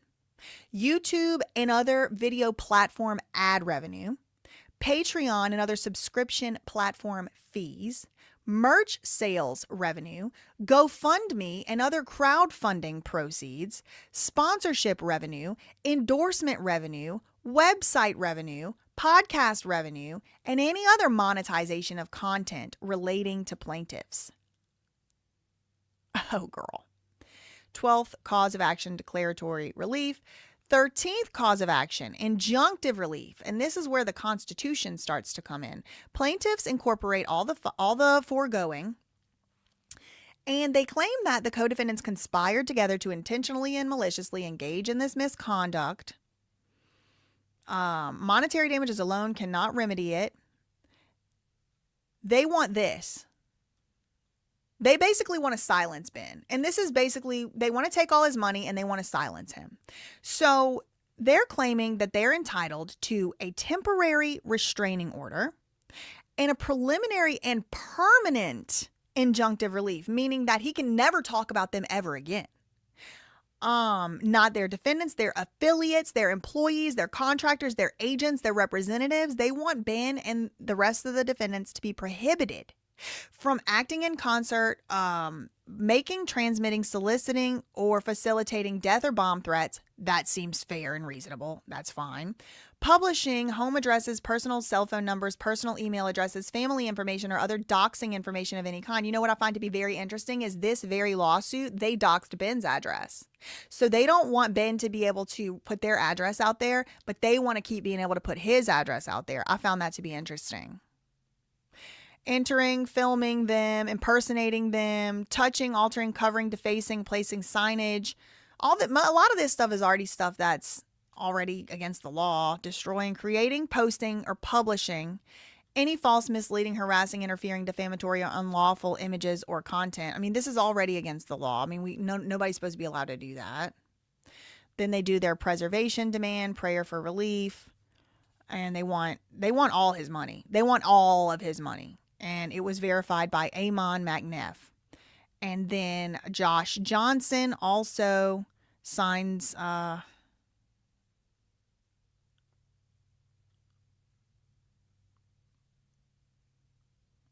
don't know why it says Amon and then Josh here, but oh, here it is. Here's his signature.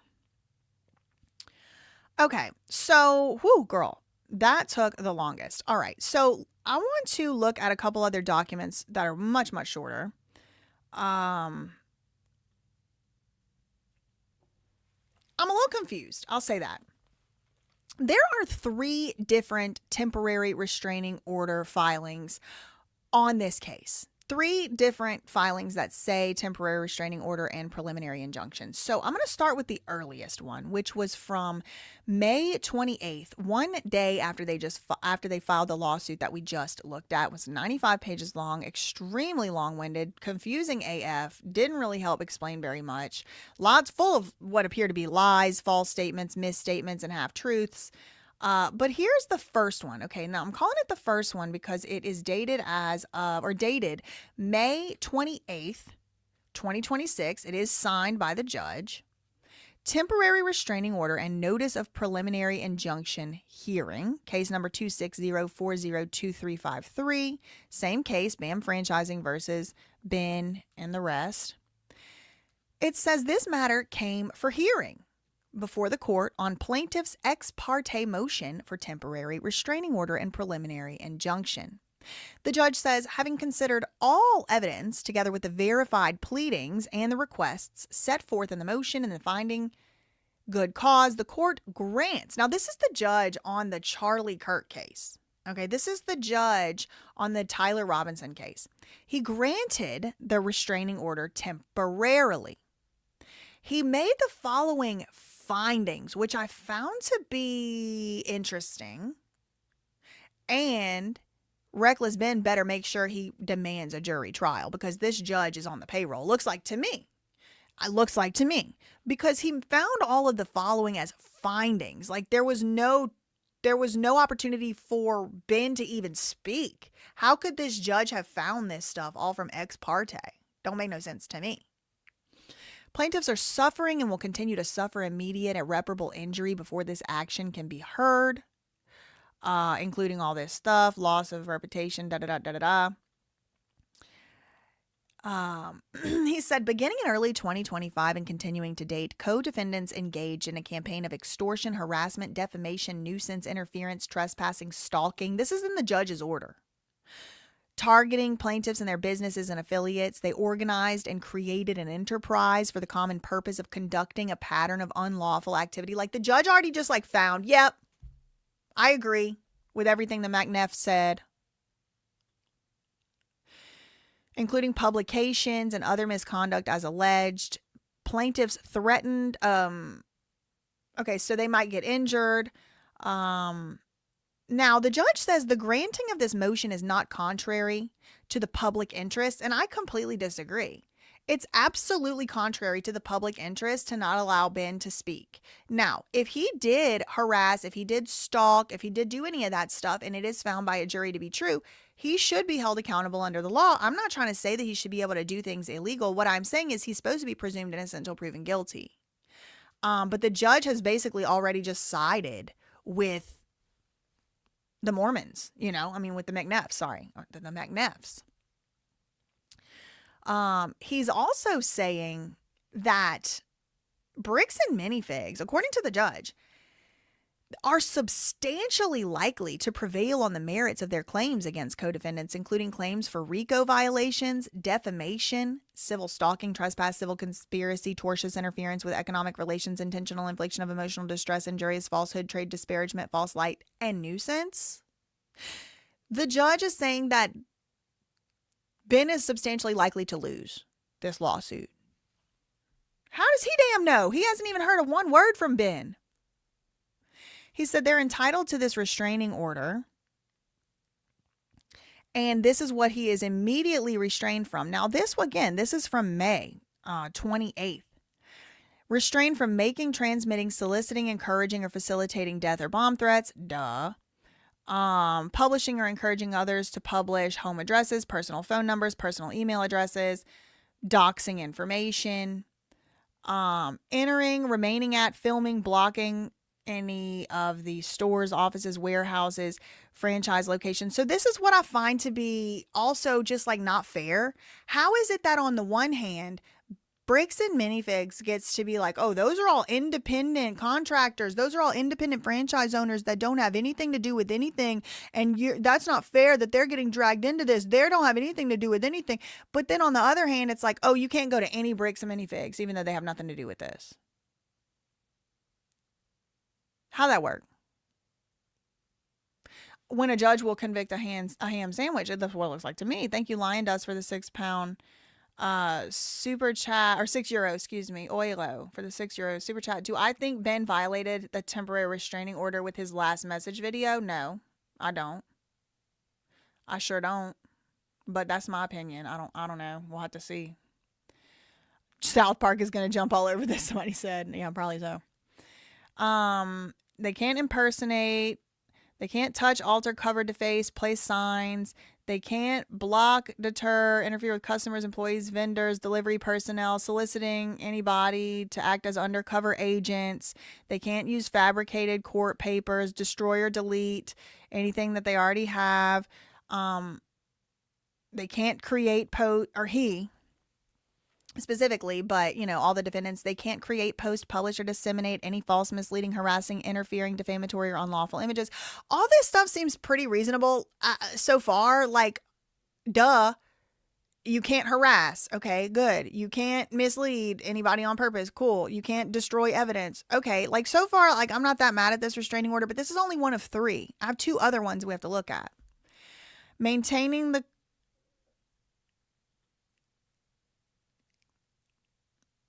Okay, this is good. I'm glad we read this. Let me just double check and make sure I got this right. Oh, no. Immediately restrained. Okay, so this is where I believe the judge started to violate the United States Constitution. Maybe he needs to go back to school. I don't really know. Did he go to Brigham and Young Law School? I'm just curious. Because the judge said that Ben is prohibited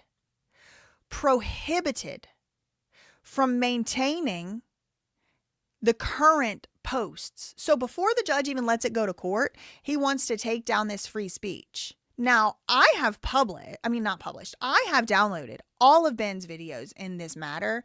And if they get taken down, I will be reposting them. And there is not one damn thing that judge is going to do to me about it. No offense, Your Honor, but I'm not a party to this case. I'm a member of the public. So if I got to come on here and do commentary through those videos again, I will. But this is ridiculous. The judge is making it against the restraining order for Ben to even have the current publications of the videos up. Directly or indirectly requiring that the publications and the judge is requiring that the videos be immediately removed or taken down from any online streaming platform. Okay, is this judge invested in Bricks and Minifigs? I need an investor report. This is so unconstitutional. It is so unconstitutional. He wants all those videos immediately removed or taken down from any online streaming platform or otherwise published that in any way relate to the private legal dispute underlying them. This is illegal. This is against the law. This judge needs to go to jail. As an evidentiary hearing, okay, they planned the evidentiary hearing, but then there was no date listed. So let me pull up that second temporary restraining order. That one that we just looked at was from May 28th. It was signed by the judge and it was an order. So here's the second one, and this one comes to us from a few days ago, June 2nd. Today is the 9th, so about a week ago. Same case, same judge, Tony Graff Jr., appointed by Mormon Spencer Cox. Okay, and like you can see up here, this is from June 2nd. All right, so another temporary restraining order. So is this one different? That's what I want to know. This matter it's still 7 pages again. Plaintiffs threaten injury, damages outweigh, granting for a motion.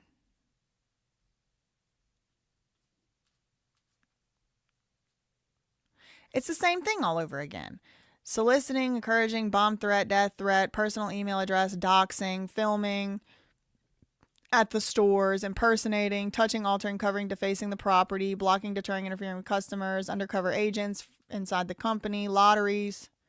Maybe this is different. Fabricated, deceptive, misrepresented contracts, raffles, lotteries, court papers, awards, other programs, instruments, destroying, deleting, or altering files, creating, posting, publishing, any misleading, interfering, maintaining the current publications.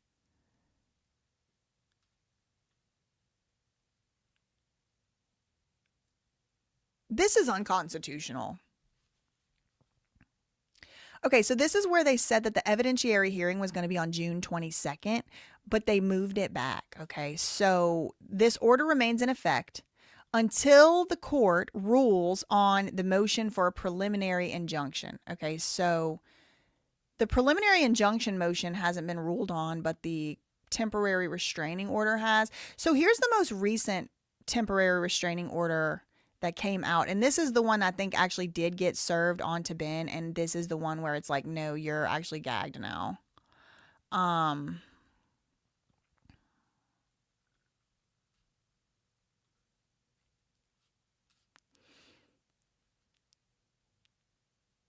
This one's only 6 pages.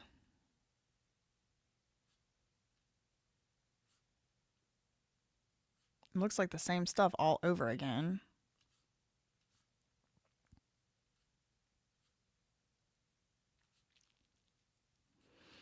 So this is where we get the June 30th date. An evidentiary hearing on the motion is going to be at the 4th District Courthouse located at 137 North Freedom Boulevard, but not freedom of speech. Y'all need to update the name of the boulevard, girl, because this is anti-freedom.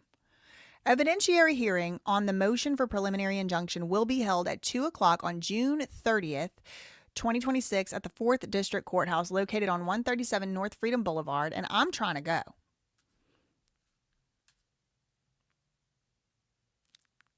It does say proposed, though.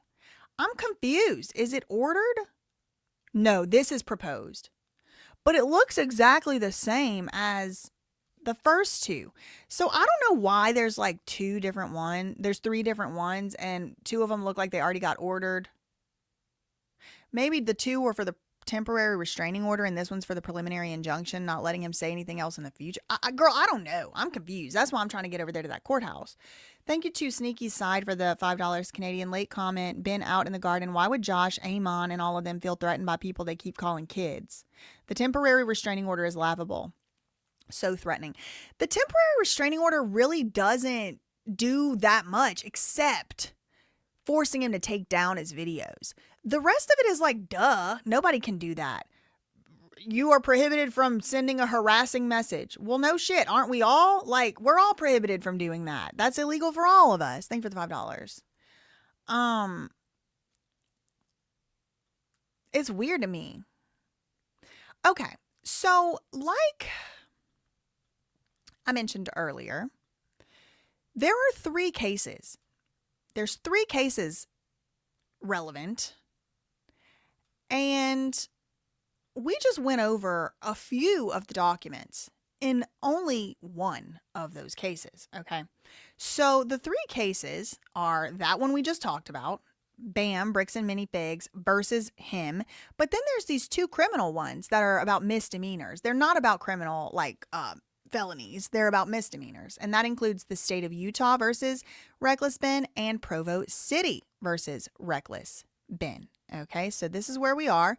We just now were covering this case right here, case number 260402353, in the 4th Judicial District of Utah. That is BAM Franchising Incorporated et al. Versus Reckless Ben and Company. So let me bring y'all back over to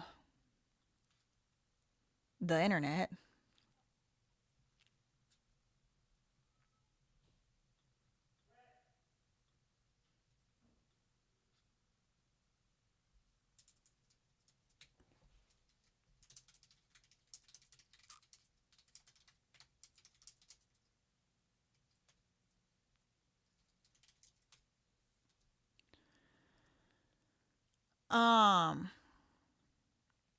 So this is the one we just looked at.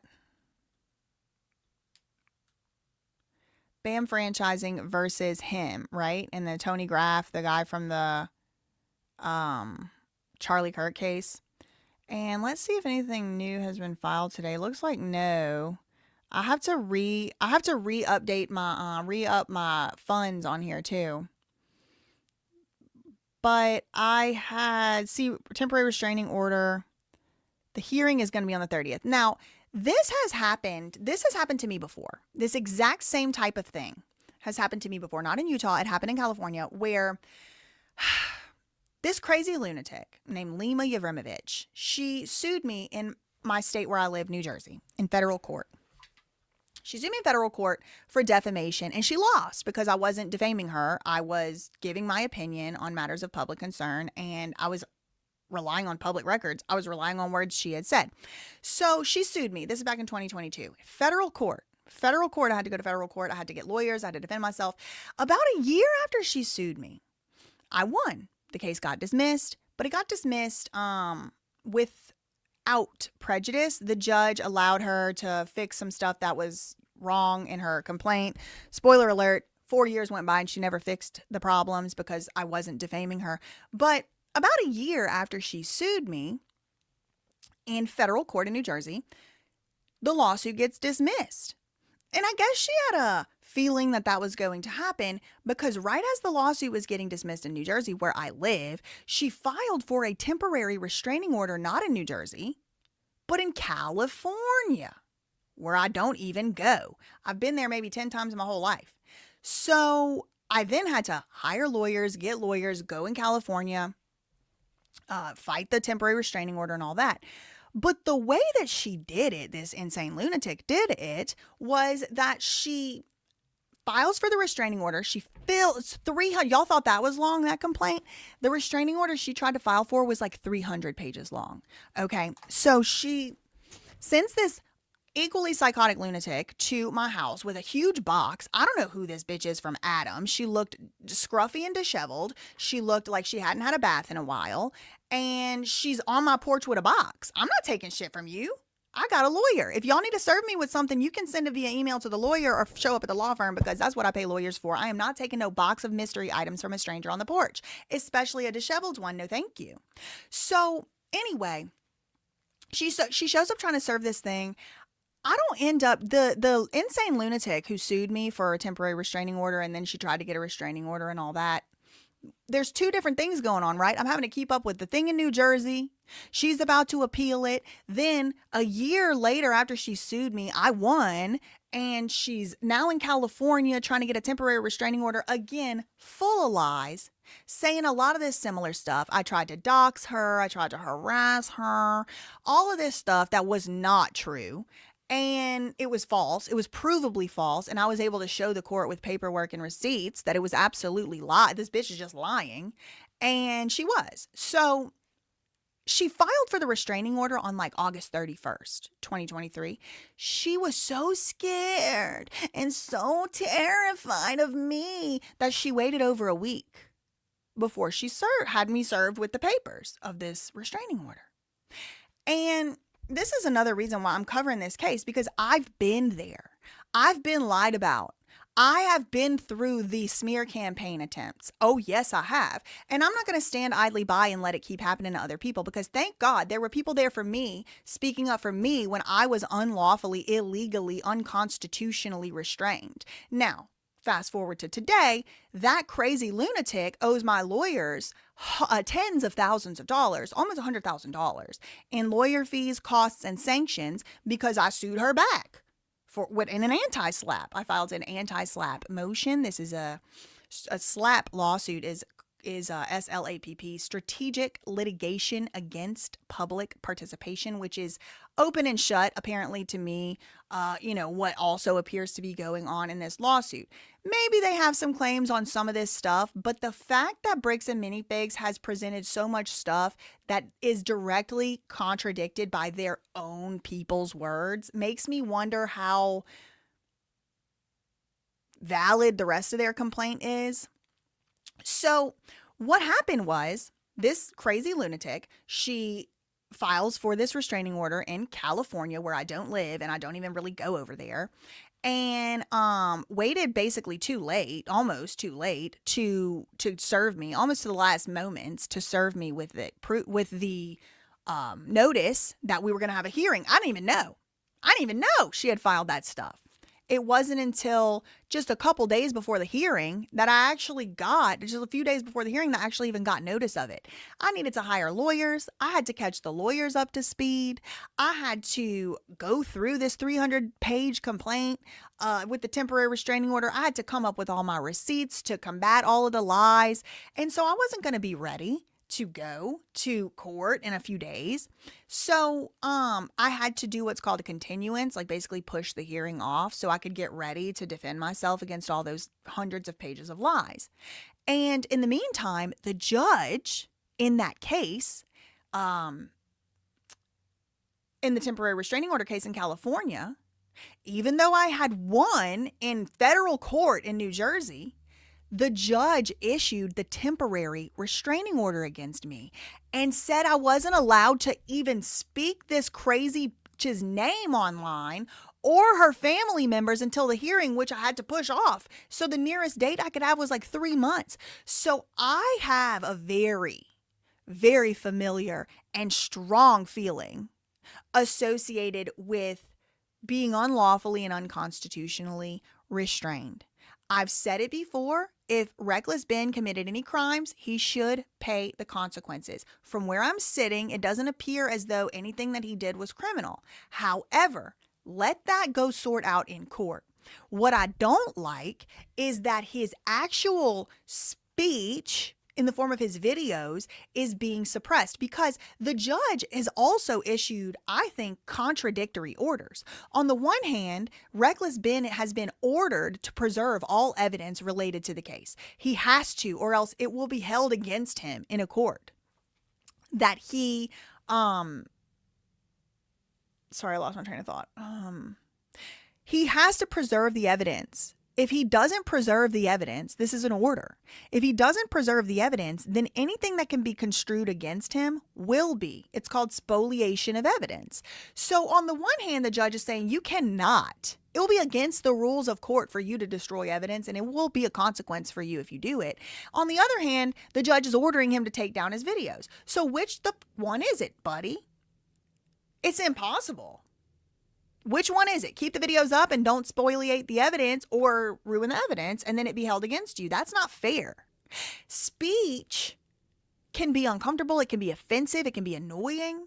It can be highly offensive, but it's still free speech, last I checked. The fact that this precedent is being set is absolutely unacceptable. And there's one hope. There's one hope as a way out of it. There's one hope as a way out of this. As of right now, the only thing that has been granted appears to be a temporary restraining order. From where I'm sitting, it does not appear as though the preliminary injunction barring him from speaking in the future has been put into place yet, and it does not appear as though the restraining order has been made permanent as of yet. There is a hearing at the end of this month, and that is the evidentiary hearing on whether or not Reckless Ben should be issued a permanent restraining order. That is coming up before the trial ever happens. So I'm trying to make my way down over there to Utah. Thanks so much to Stella Cruz for the $4.99 super chat. I'm here for all this. The judge is clearly doing something illegal. It appears to be unlawful to me. It appears to me from where I'm sitting to be unlawful. I mean, I don't have access to everything the judge had access to. Right. Then if he takes them down, he's going to lose the ad revenue they're asking to be given also. Great, excellent point, S. Lee. Great point. What about all that money they want? It don't make no sense to me. Now, the last I checked on the website, it doesn't appear as though Reckless Ben has had an attorney enter an appearance. I don't know who his attorney is, but hopefully the attorney is at the court. The judge didn't have everything right. He definitely didn't have Ben's side.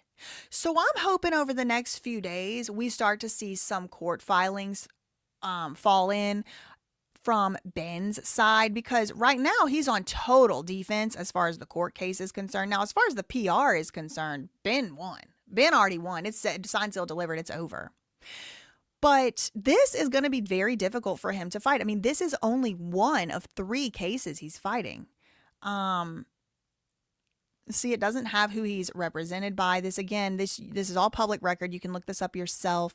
Case number 2604022353. The complaint was filed May 27th, and I'm sure there's going to be a lot of stuff coming down the pipe here. It does not appear as though this is going to be a virtual hearing. This is going to be an in-person hearing. It is civil against these 2, sets of parties. So I'm hoping we start to see some things filed by Ben himself or, a lawyer representing him to start to see him combat some of this stuff on the defense. The judge knows the judge doesn't have everything. Yeah, which is why I'm wondering why he's telling him to take his videos down. It's crazy. Let me go check and see. Are the Reckless Ben videos still up? They are. He has not taken them down. This judge should be removed from the bench. Another BYU grad, and just like all the other Christians, he believes his Sky Fairy is the one true Sky Fairy. Well, I heard recently that the Christians aren't even claiming the Mormons anymore. I think there's a little bit of a division there. He did an interview with the civil rights lawyer, John Bryan, so I think maybe he's trying to hook him up with a lawyer. Hope so. It's the criminal right. Is it civil rights lawyer or criminal lawyer? I think it's a civil rights lawyer. I'm behind, of course, they're a Delaware corp. Definitely a tax shelter. Yeah.